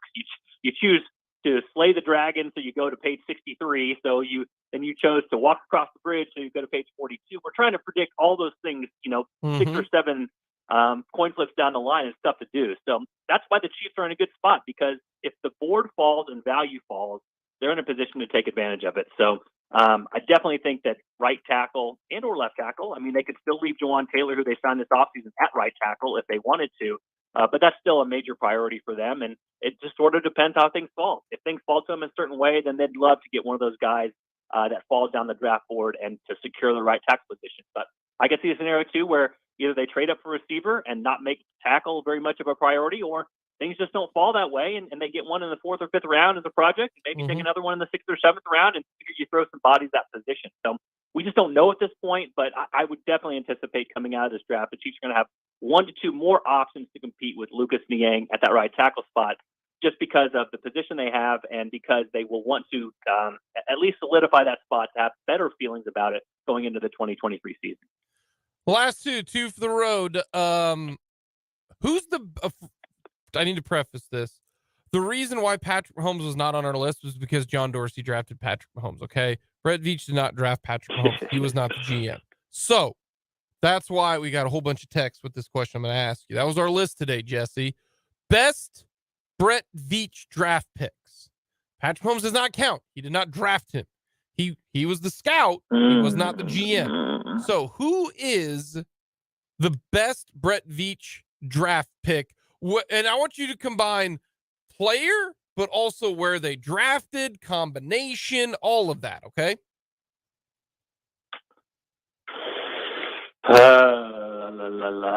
So I'm very curious what your listeners said, honestly, but off the top of my head here. No, most of them said Patrick go back Mahomes, in my mind real but quickly. that's not allowed. Well, yeah, obviously, and I would say there's some good ones the last 2 years. I'd probably say Trey Smith, okay, 6th round, Tennessee. Gosh, he's been everything they could have wanted out of position. You solidify it for so many years. You get so much surplus value there because he's going to be cheap on the rookie contract. I think you can make an easy case for the 7th rounders last year with Jalen Watson. And then obviously, the first one that came to mind was Isaiah Pacheco, because Isaiah Pacheco in that 1 year not only helped them win a Super Bowl, but he became what the Chiefs wanted Clyde Edwards-Helaire to become, and they took Clyde Edwards-Helaire in the first round. So you could easily make a case that what they're paying him, the value they're getting over the top there with the 7th round pick, and what he did at a skill position is worth that. So I would say those 3 guys immediately come to mind. Creed Humphrey is another really good pick. Again, you solidify that center spot and give yourself probably a top 2 center in the league. Him and Kelsey, I think, are the top 2, and it's not really that close. And do that at a value for the next 5 years, 4 years, and then potentially beyond that with an extension. Those are really good, but I would probably say Trey Smith. I mean, you land that in the 6th round. 6th round, you're hoping for a special teamer. You land a multi-year starter from day one at guard. That's a really good pick, and it's part of the reason the Chiefs were able to make the Super Bowl last year. Is you keep hitting on those and get them at a value. You can solidify things around Patrick Mahomes and all of a sudden have yourself a really good team, even with him taking up a large portion of the salary cap. All righty, last question. You only got about 40 seconds, okay? If you lived in Jackson County, what would you vote if there was a tax to help out the Royals with their stadium? Would you vote, yes, I am for the tax, or no, pay for it yourself? Yeah, that's a tough one, Jake. I mean, most of the time you would want billionaires to pay for it themselves. John Sherman's in a little bit different spot because he just bought the team, but he's got the money. Those investors have the money. How would I vote? I mean, I'm a sports guy like you, Jake, and I probably wouldn't be very interested in continually reading stories about the Royals leaving Kansas City. So I'd probably vote for the tiny sales tax to be able to keep something like that around. Of course, they might have options in Kansas City on the Kansas side as well if that fell through. But, I mean, I'm enough of a sports sucker to probably still vote for it because I care so much about it. But I wouldn't blame people to say, pay billionaire, pay for your own stadium. Jesse, you are the absolute best. Enjoy the draft. Maybe we'll see you there, but we appreciate the time, my friend. All right. Thanks, Jake. Appreciate it. Jesse Newell from the Kansas City Star. Coming up, we'll talk more latest NFL news, Zay Flowers, Quentin Johnston, and more here on Mic'd Up.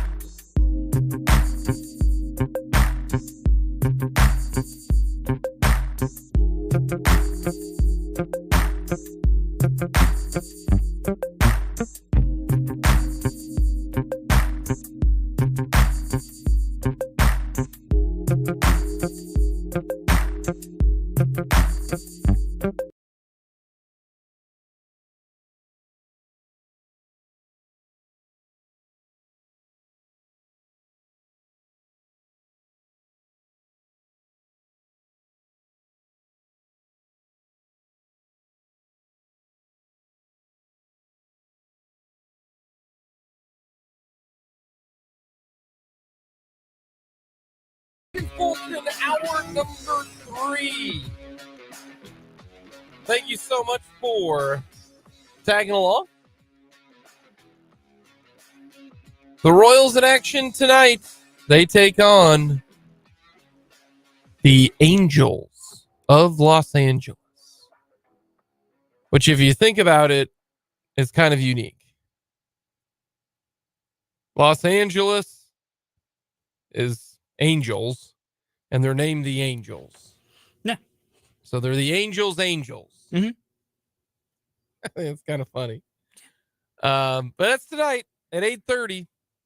And the Angels will be pitching Shohei Ohtani. That's the only reason to watch the Royals. No, truly, if there's the next 3 nights, don't watch the Royals Saturday. Don't watch the Royals Sunday. you got bigger fish to fry, you meet. In fact, go fry some fish. Go to a fish fry. Go fishing. All right. Yeah, always a good time. Do something other than watch the Royals on Saturday and Sunday. Tonight, though, grab yourself a drink, sit down, and watch Shohei Ohtani because his nonverbal body language It's fantastic. It's comedy. hilarious. It is hilarious. Yes. So Shohei's great. you need to do that. That's what you need to do here. Yeah. That's why it sucks that Go watch Shohei do his thing. That's why it stinks that the Angels are playing the Royals on a weekend series because you need Shohei to pitch like on a Wednesday when you ain't got nothing going on. Starts at 6:40. Like that's the other thing that stinks. You want to win the Royals and the Angels play each other in Kansas City on a weekend. I want that on like a Tuesday. Yeah. So I mean, I ain't got nothing going on. I ain't got no life. All right. I ain't going anywhere. Babysitters are expensive. I want to put on the TV at 6:40 and watch Shohei strike out 11 Royals and make like 6 different funny body language, nonverbal cues. But instead, it happens tonight. Which the good news is it's at 8:40 on a Friday, which means my kids are already going to be in bed at 8:40. There you go. There you go. Games normally, this is going to be a 2-hour and 15-minute game. If that. Well, the Royals might be giving up some runs. Yeah. They got Taylor Clark towing the rubber. Your boy, Yarbrough. Do not call him my boy. Is going to pitch. Do not. He does not count. What is the Royals? Like, you should do like Angels alternate money line. Angels by 3.5. Yeah. Because if you're going with the theory of that the Royals are going to score a single run in this game, then why not bet, the Angels minus 2.5? Yeah. Because right now, I agree. Right now they are minus 1.5, obviously. Yep. Standard run line. But the value's awful, minus 144. Yeah. Terrible. Take yourself an alternate run line. Like if you want to go with Angels minus 3.5, that's plus 160. There you go. There's now your value. we're talking. I'm telling you right now, that alternate line of like 2.5. Royals lose this game like 5-2. Get 1 run in the ninth. Cover that 2.5. The only thing that's going to keep me from a gigantic pit of despair this evening is that I'm getting to watch Shohei Ohtani. Yeah, there you go. It's a tough one right now. Even though he's doing it to my baseball team, I at least get to watch Shohei. From the text line, Royals in action or Royals in action? Nice. That's well done. That's very well done. Because the answer is both. Clever. The answer is both. The answer is both. Because they will be playing in action, but they also won't have any action in the game. No. So we got Royals baseball coming up tonight.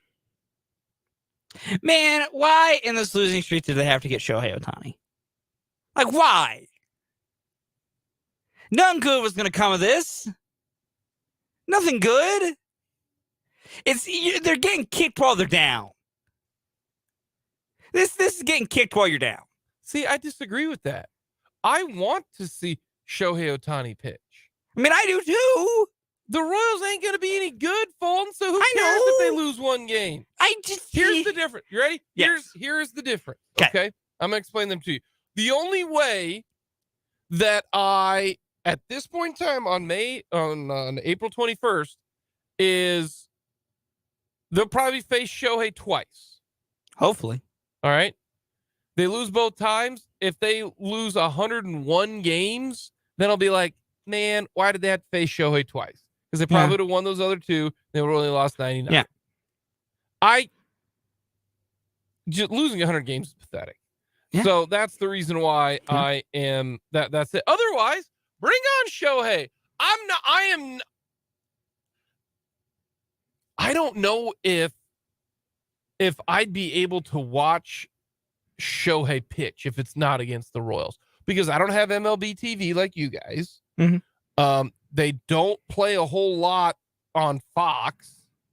Or you'd have to get lucky of a Shohei start lining up with ESPN or Fox game or FS1. Yeah. So you just gotta that lines up. That's a little different. I don't get to see Shohei. Yeah. I always watch the All-Star game because I think the All-Star game is fun. I know you guys think the All-Star game is no. I think Major League Baseball's All-Star game is fun because I love baseball. Okay. I'm moving to Brendan's side of all their All-Star games are kind of stupid. I will admit, the only reason I think the MLB All-Star game is fun is how much I love baseball. If I didn't love baseball, I'd also think it's stupid. And even then, my favorite part of All-Star Weekend, Summer and Derby, it's not even the All-Star game. I like the events of All-Star Weekends, not the All-Star games. Like, Pro Bowl, just give me Pro Bowl Skills Challenge. Do not ever give me a Pro Bowl game ever again. The flag football, that was fun, because it was just, we're having fun. NBA, just give me a bunch of dunk contests and three-point contests. Why are we playing a game? MLB, you can keep playing a game because that's fun for me. Okay. We'll get to on second thought. We'll talk a little more Chiefs, but right now, I do think Jesse maybe have said something that is really ringing true right now. I don't think it's a coincidence that Zay Flowers and Quentin Johnston were both practicing with Patrick Mahomes this last week. Now, Quentin Johnston, you can at least go with the. He went to TCU. He's in Fort Worth. Yeah, because that's where they're practicing at. Yeah, they're practicing at TCU's facilities. At TCU. Yeah. So. Okay, we can go with that. It just so happens, though, that the Chiefs need a wide receiver. Quentin Johnston is a top 31 talent. Doesn't line up. Oh, wow. Zay Flowers, a top 25 talent. Doesn't live in Dallas. Probably was flown in by his agent. You get to play with Patrick Mahomes. Like, these guys, Patrick Mahomes is that guy. Like, people need to realize that. He is that dude.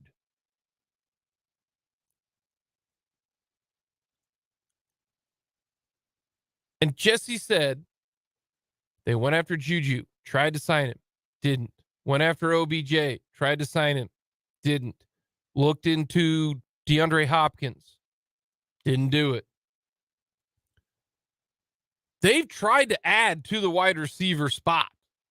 But the Chiefs, kudos to them. We talked about it earlier. They don't have a bad contract on the books. They don't have a Sammy Watkins contract anymore. They don't have a Frank Clark contract anymore. They don't have a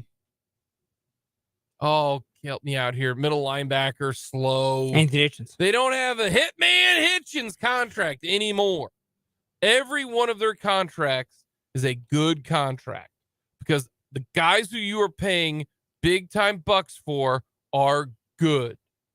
Juwan Taylor, Joe Tooney, Patrick Mahomes, Travis Kelce, Chris Jones. They're all good. All right. They have now drawn the line in the sand of, I don't care who you are. You could be the King of England. We ain't going to overpay for you. All right? Yeah. So we're not going to give you Juju Smith-Schuster 3 years, $50 million. We're not. We're going to give you what we deem we are comfortable spending, and if you are not comfortable with that, Don't let the door hit you or the good Lord split you. Best luck in your future endeavors. Or that. Mine's probably a little more positive because they like these guys. Yeah. Or adios. I think now that I might be leaning towards O-line or towards wide receiver. I just know that the edge, they only have 3 guys at edge. Here's the thing, and this is where I've been kind of trying to balance between. I've stood firm here. If they trade up, it is for a receiver. Okay. If they stand pat, I think it is edge or tackle. I have moved more and more to I think that's what's going to happen.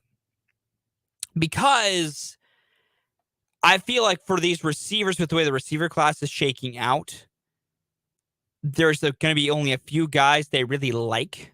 Mm-hmm. And if those guys get even close to striking range, Brett will make a move. I feel. But if none of those guys are there, that's when, the Chiefs decide, all right, we'll sit here at 31, survey the options, and take the best available edge or tackle, whatever's best available. Because that just to me screams what also the grades on everyone is shaking out to be. I think there's probably going to be, with the way some of these receivers are being graded and the way they're looking at, those just might be the guys if you want them, because I think there might be a steeper drop off, or like in the line of like guys you want to take a first round pick for.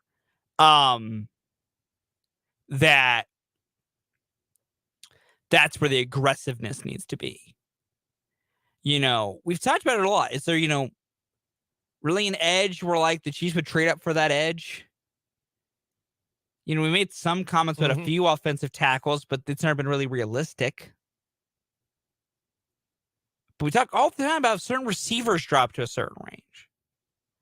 So that's where like I've kind of leaned to that's my view on what they would do in the first round. Okay. Real quick. Okay. At pick number 22, Quentin Johnston goes to the Ravens. Would you trade up to 22 for Quentin Johnston? I personally would. You would? I would. At that point, Zay Flowers, he is still on the board. Okay. All right. So Quentin Johnson at 22, Hendon Hooker at 23, Brian Breesy at 24, and Dalton Kincaid at 27. You don't know how I feel about Dalton Kincaid. I trade up more for freaking Kincaid than anything. I don't think the Chiefs agree with me, but in this mock draft from CBS,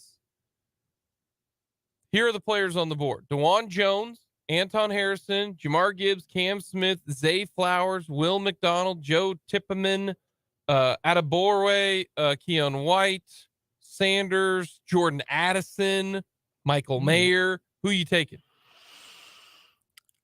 Out of those guys, I'm probably taking Zay Flowers. Zay Flowers? Okay. Like that's why Zay Flowers, if they like him, he might be available there. Yeah. No, I agree. Mm-hmm. And then they would take Jervon Dexter, defensive tackle out of Florida, with their second pick. Okay. Wow, this is an interesting. They got Julius Brents going all the way at 64. There's zero chance he's lasting that long. I don't believe he does. Then the Chiefs at 95 take A.T. Perry, wide receiver out of Wake Forest. So no edge in the first 3 rounds. All technique Perry. There you go. That's interesting.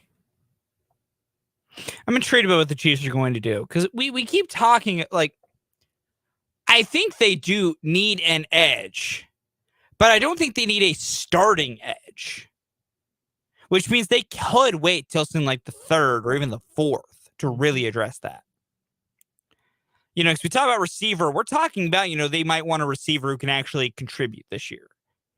In this draft, they've got the Chiefs taking the quarterback out of Fresno State, Jake Haener. Jake Haener at pick 122. I'll lose my mind if they take a quarterback at pick 122.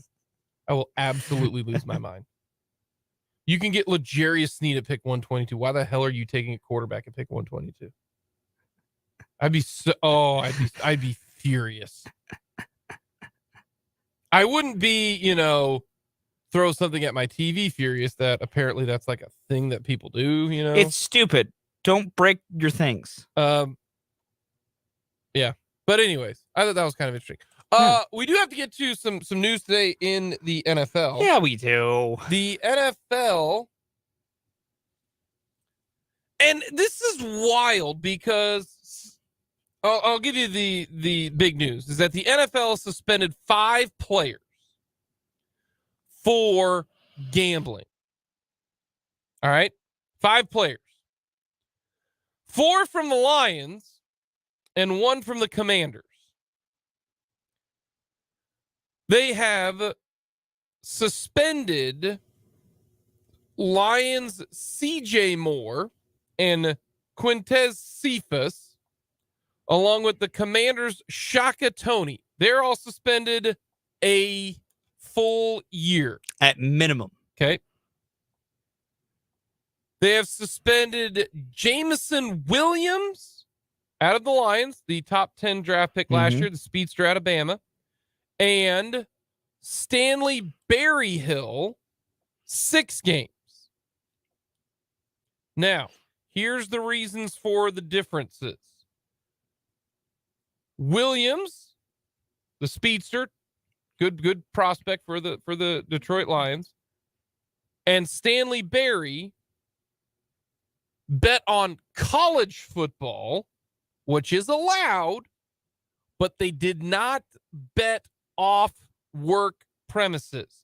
They either made the bet at the facility, at the hotel, on the team bus, on the team plane.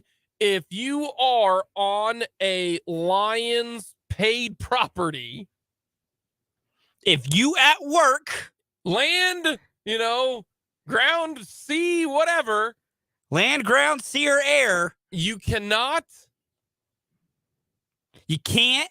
gamble at work. Does not matter. The NFL has told you that. Yeah. Now, you can play like a card game on the airplane. Yeah, sure. That's fine. You can gamble that way. You cannot use betting apps and place official legally sanctioned sports bets. Gambling. You can't sports gamble on planes. Now, sounds like CJ Moore, Quintez Cephas, and Shaka Toney bet on NFL games. Yes. And so they are done for at least a year. Yeah. The rule is if you bet on NFL games as an NFL player, you are suspended indefinitely for a minimum of 1 year. That's the rule. Ask Calvin Ridley. Yes. That's the rule. Okay. I've seen a lot of this. Latest news breaking brought to you by DraftKings. Yeah, I've seen this too. And it looks like the Detroit Lions, who are sponsored by FanDuel, have suspended 5 players for gambling. Here's the thing. It's not hard to understand. The only thing that can take down the NFL, and I don't even know if then it could, but the NFL doesn't want to find out. It's not spousal abuse. It's not robbing banks. It ain't that. We've seen guys get caught for that. It didn't break anything. It's, do you affect the outcome of the game and the integrity of the game, a la Pete Rose? Yeah. That type do of fans think games are fixed? You cannot do that. Nope. And that is why they say you cannot gamble on NFL games. Not on your own. So clear. Very clear. That is the one no. And I see this, it's out there. It's like, oh, wow. CJ Moore got suspended for at least a year. Alvin Kamara and Joe Mixon, did something terrible, and they're going to get a game. Wow. Gambling on the the Chiefs and the Broncos gets you a year, but hitting a female is only 2 games. Folks, they care more about their product, and we know this, than they do about other things. They only care about what they do, and you cannot have a point shaving fixing scandal. That is one thing that, and people already question that. What do they do? The refs are on. We the had thing. an entire thing where a hashtag was trending of NFL rigged. Yeah. Like, here's the thing, and I want to start to go things here. To the whole thing of like, gambling's a year, DV 6 games. We are not trying to say that is right, that those are 2 different things. Very bad when you're convicted of a crime, and you should be punished more than you are, honestly. But the NFL goes by precedents and what's written in rule books. The precedents for illegal crimes are just so much more all over the place that it leads to things like that. Is it good? Not really. But that is what it is. The fact of the matter, it is in the NFL's bylaws. If you are found gambling on the NFL as an NFL player, you are suspended indefinitely for a minimum of 1 year. Like, that's why that's never going to change. If you are found caught gambling in the NFL, that's the thing. And there's no in this, that's zero tolerance. No, that is zero. Yeah. And the thing, we talked about this with Calvin Ridley last year when this came up on this very show. Last year, we said it's because of precedent, that's how this works. And then, I get it. We all see, the NFL with all their gambling company sponsorships, and everyone wants to try and point out you're in bed with the gambling companies. Why can't they gamble? Well, as we've said, you can't gamble on the game you play because now you're questioning the integrity of the game. No one wants that. No sporting league ever wants that. That's why that's not okay. I don't know what's so hard to comprehend about that one. That's the one that's driven me crazy most.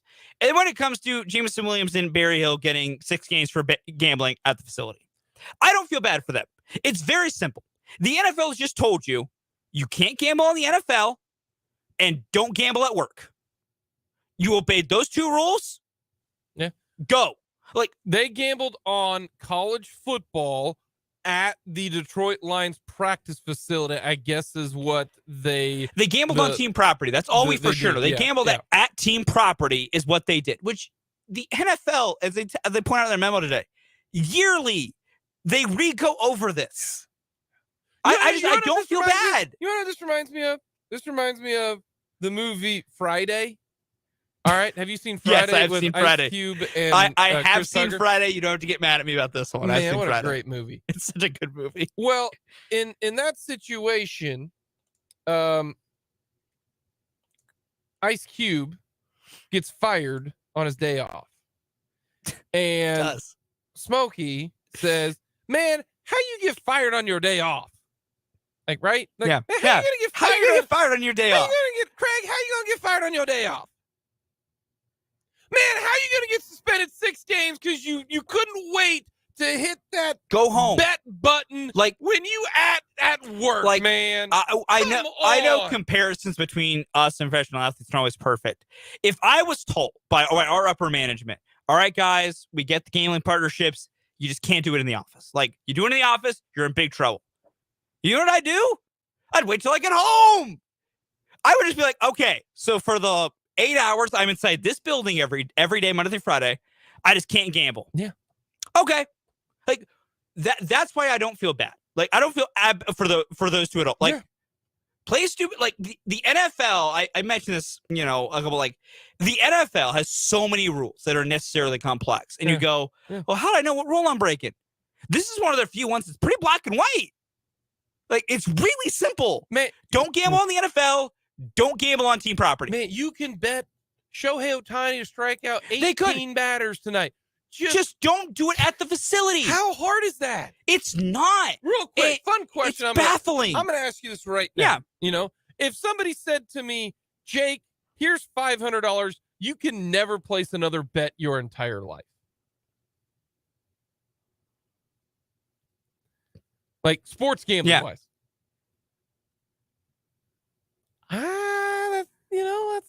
I Right, take us some money. I might do that. You know, like I don't need to have sports gambling. And it's just like, but how are you? Like, you gotta be the dumb.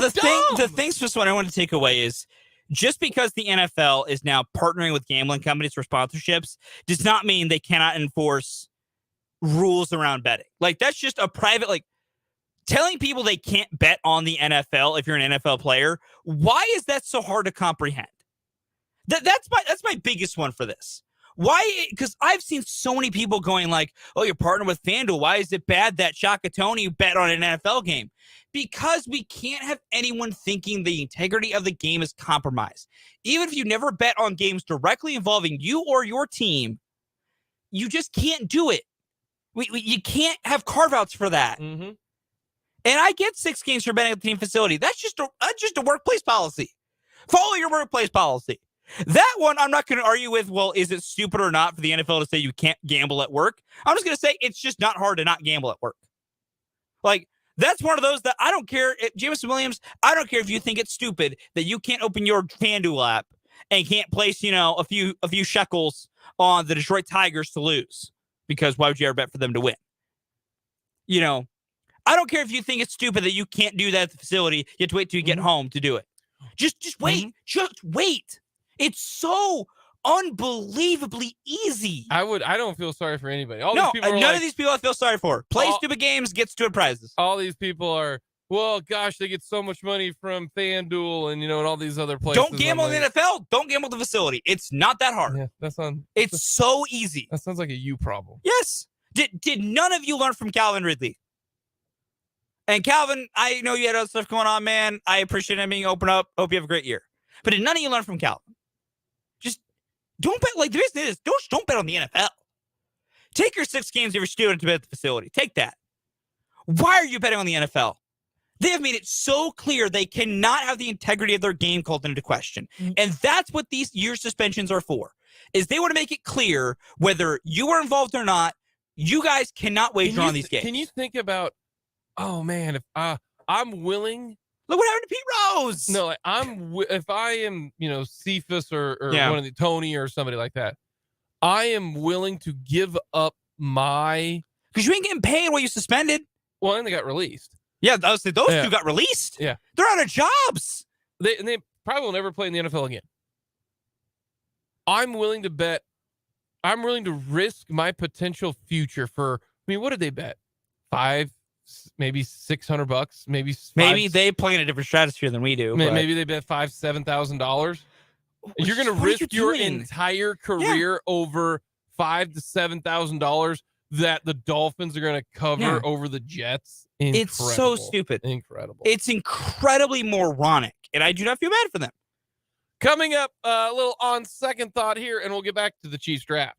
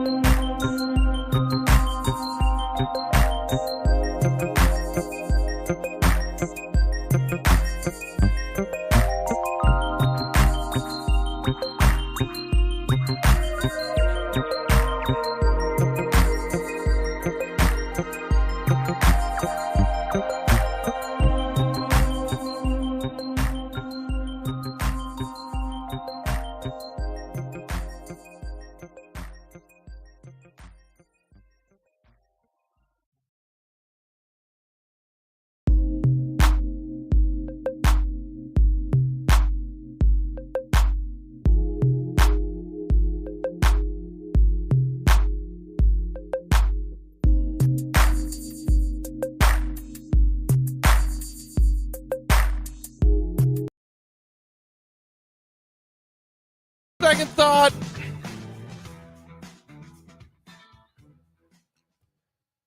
I don't know if I will ever predict the Royals to win another game. I probably will because I'm an idiot. I thought that the Royals, thought they were due. They're facing Nathan Eovaldi.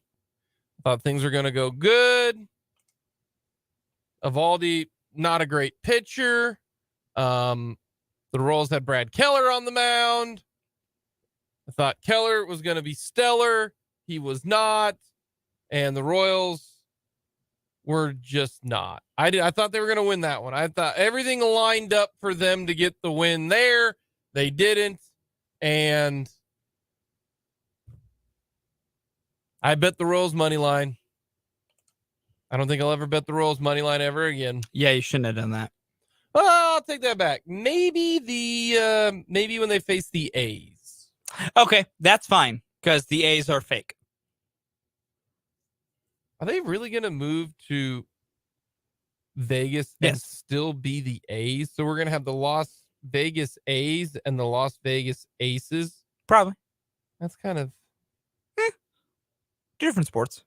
Yeah. Do vastly different sports at different times of the year. I mean, are they vastly different? Baseball and basketball? They both involve balls. I mean, yes, but if we're going that far, then baseball and football are similar. Yeah, because they both have balls. They're both played outdoors. Oh my goodness gracious! Like the difference would be okay, vastly different would be to me baseball and swimming. Okay, vastly different. Okay, all right. Football and Formula One, vastly different. But because baseball and football are both played outside and with balls, they're very similar. Yeah, not an individual sport.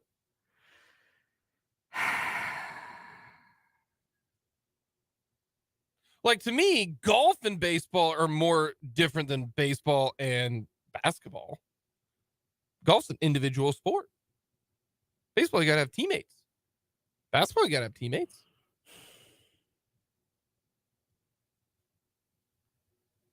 Okay. Golf, tennis, maybe the closest. Okay. I'm just letting you go at this point. But you're thinking about it now. Not really. Yeah, you are. Not really. It's all right. But yeah, mine was Eovaldi and the Royals, and there you go. What was yours? I'm never taking another Brad Keller strikeout over ever again. Might not take a single Royals strikeout over, period, ever again. But no, just the entire Brad Keller start. I was confident that Brad was going to be great. He was fine. He was on a roll. Oh, boy, was that bad. That was bad. Real bad. They got Nathan Eovaldi last time. They'll do it again. No. Well, so is it more on... I thought it was more... So mine was, I thought that they would tag Eovaldi. They did not. Mine was Brad more than Eovaldi. Because Okay. I thought Eovaldi would get better. It's hard to tag a guy twice and 2 back-to-back starts. It is.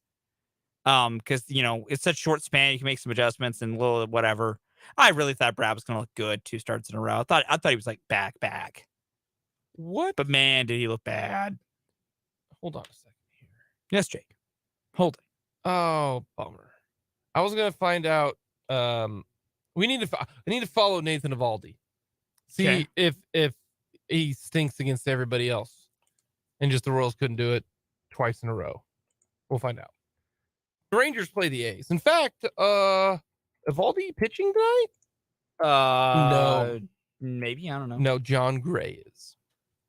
John Gray. Yeah, John Gray. All right. John Gray.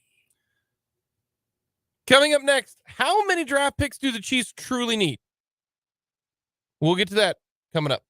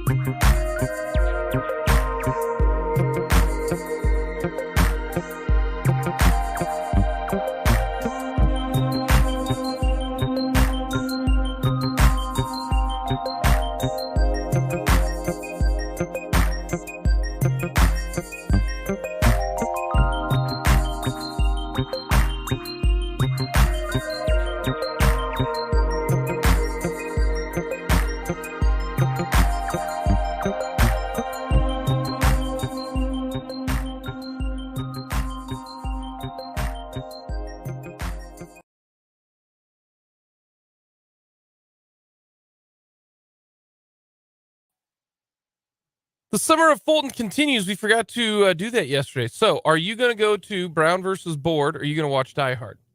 I think I will try to make some time in the next week to go to Brown v. Board. Okay. Now, it's not that hard. I'll be able to carve out the time. 9 o'clock on Monday. Is it open on Monday? Yeah. No. It's closed Sundays and Mondays. Sundays and Mondays. So you got tomorrow at 9. Mm-hmm. You've got Tuesday at 9. Mm-hmm. You got Wednesday at 9. Mm-hmm. Thursday at 9. Mm-hmm. Boom. There you go. Dang, it's open until 5. I got even after, work on some of those work. You can go do it right now. Like not like right now. I'll let you leave right now. It is 2:47.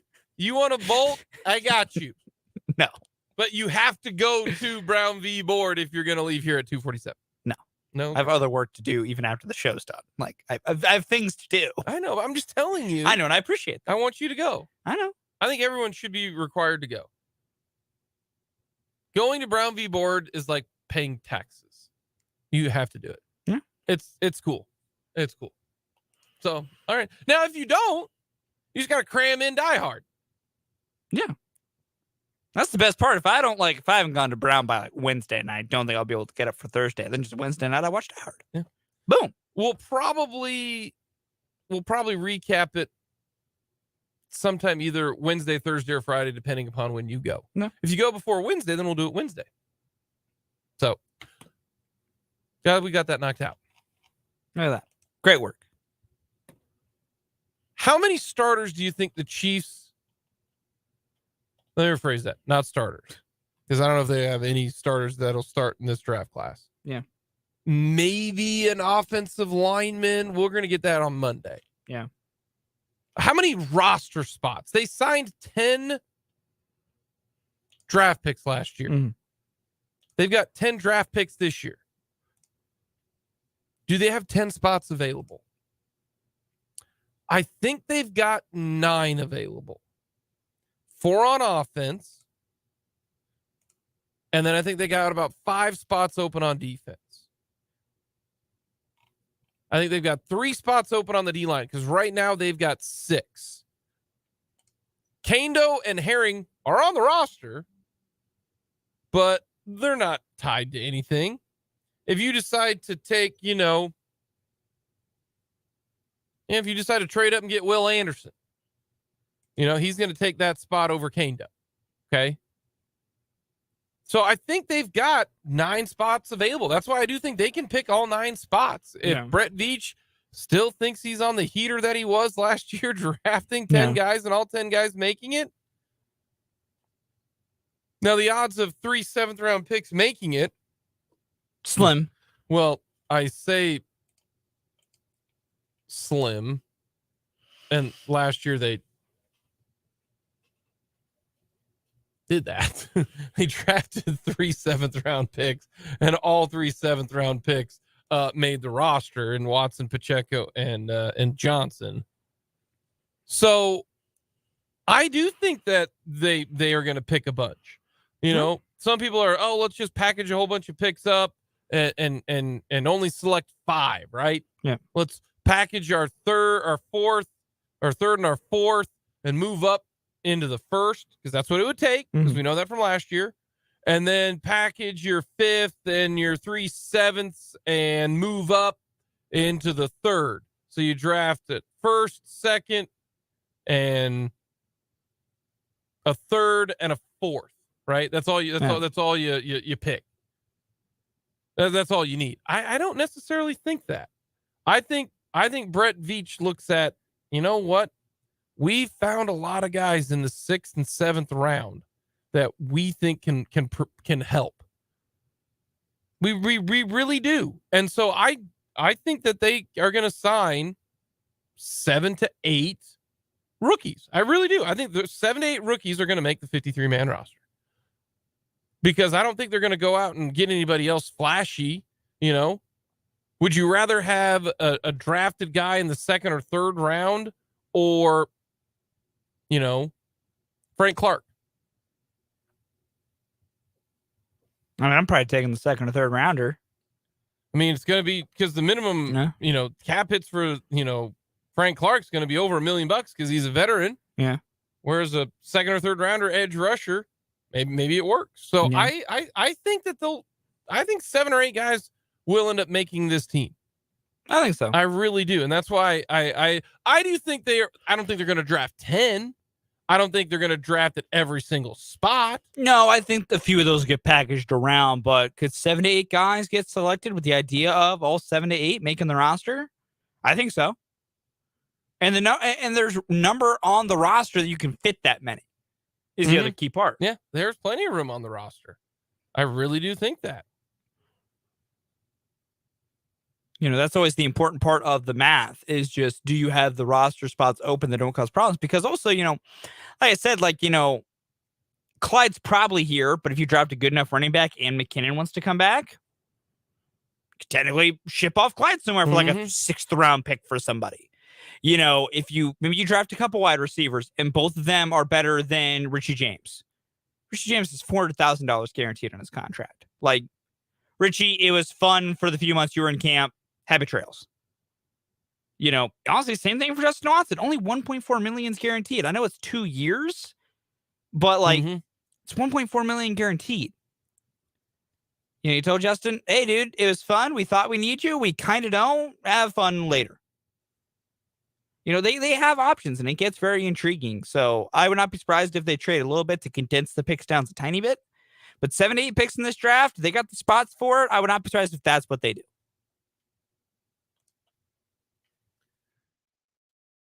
Coming up next, we will finish things off with our mic drop.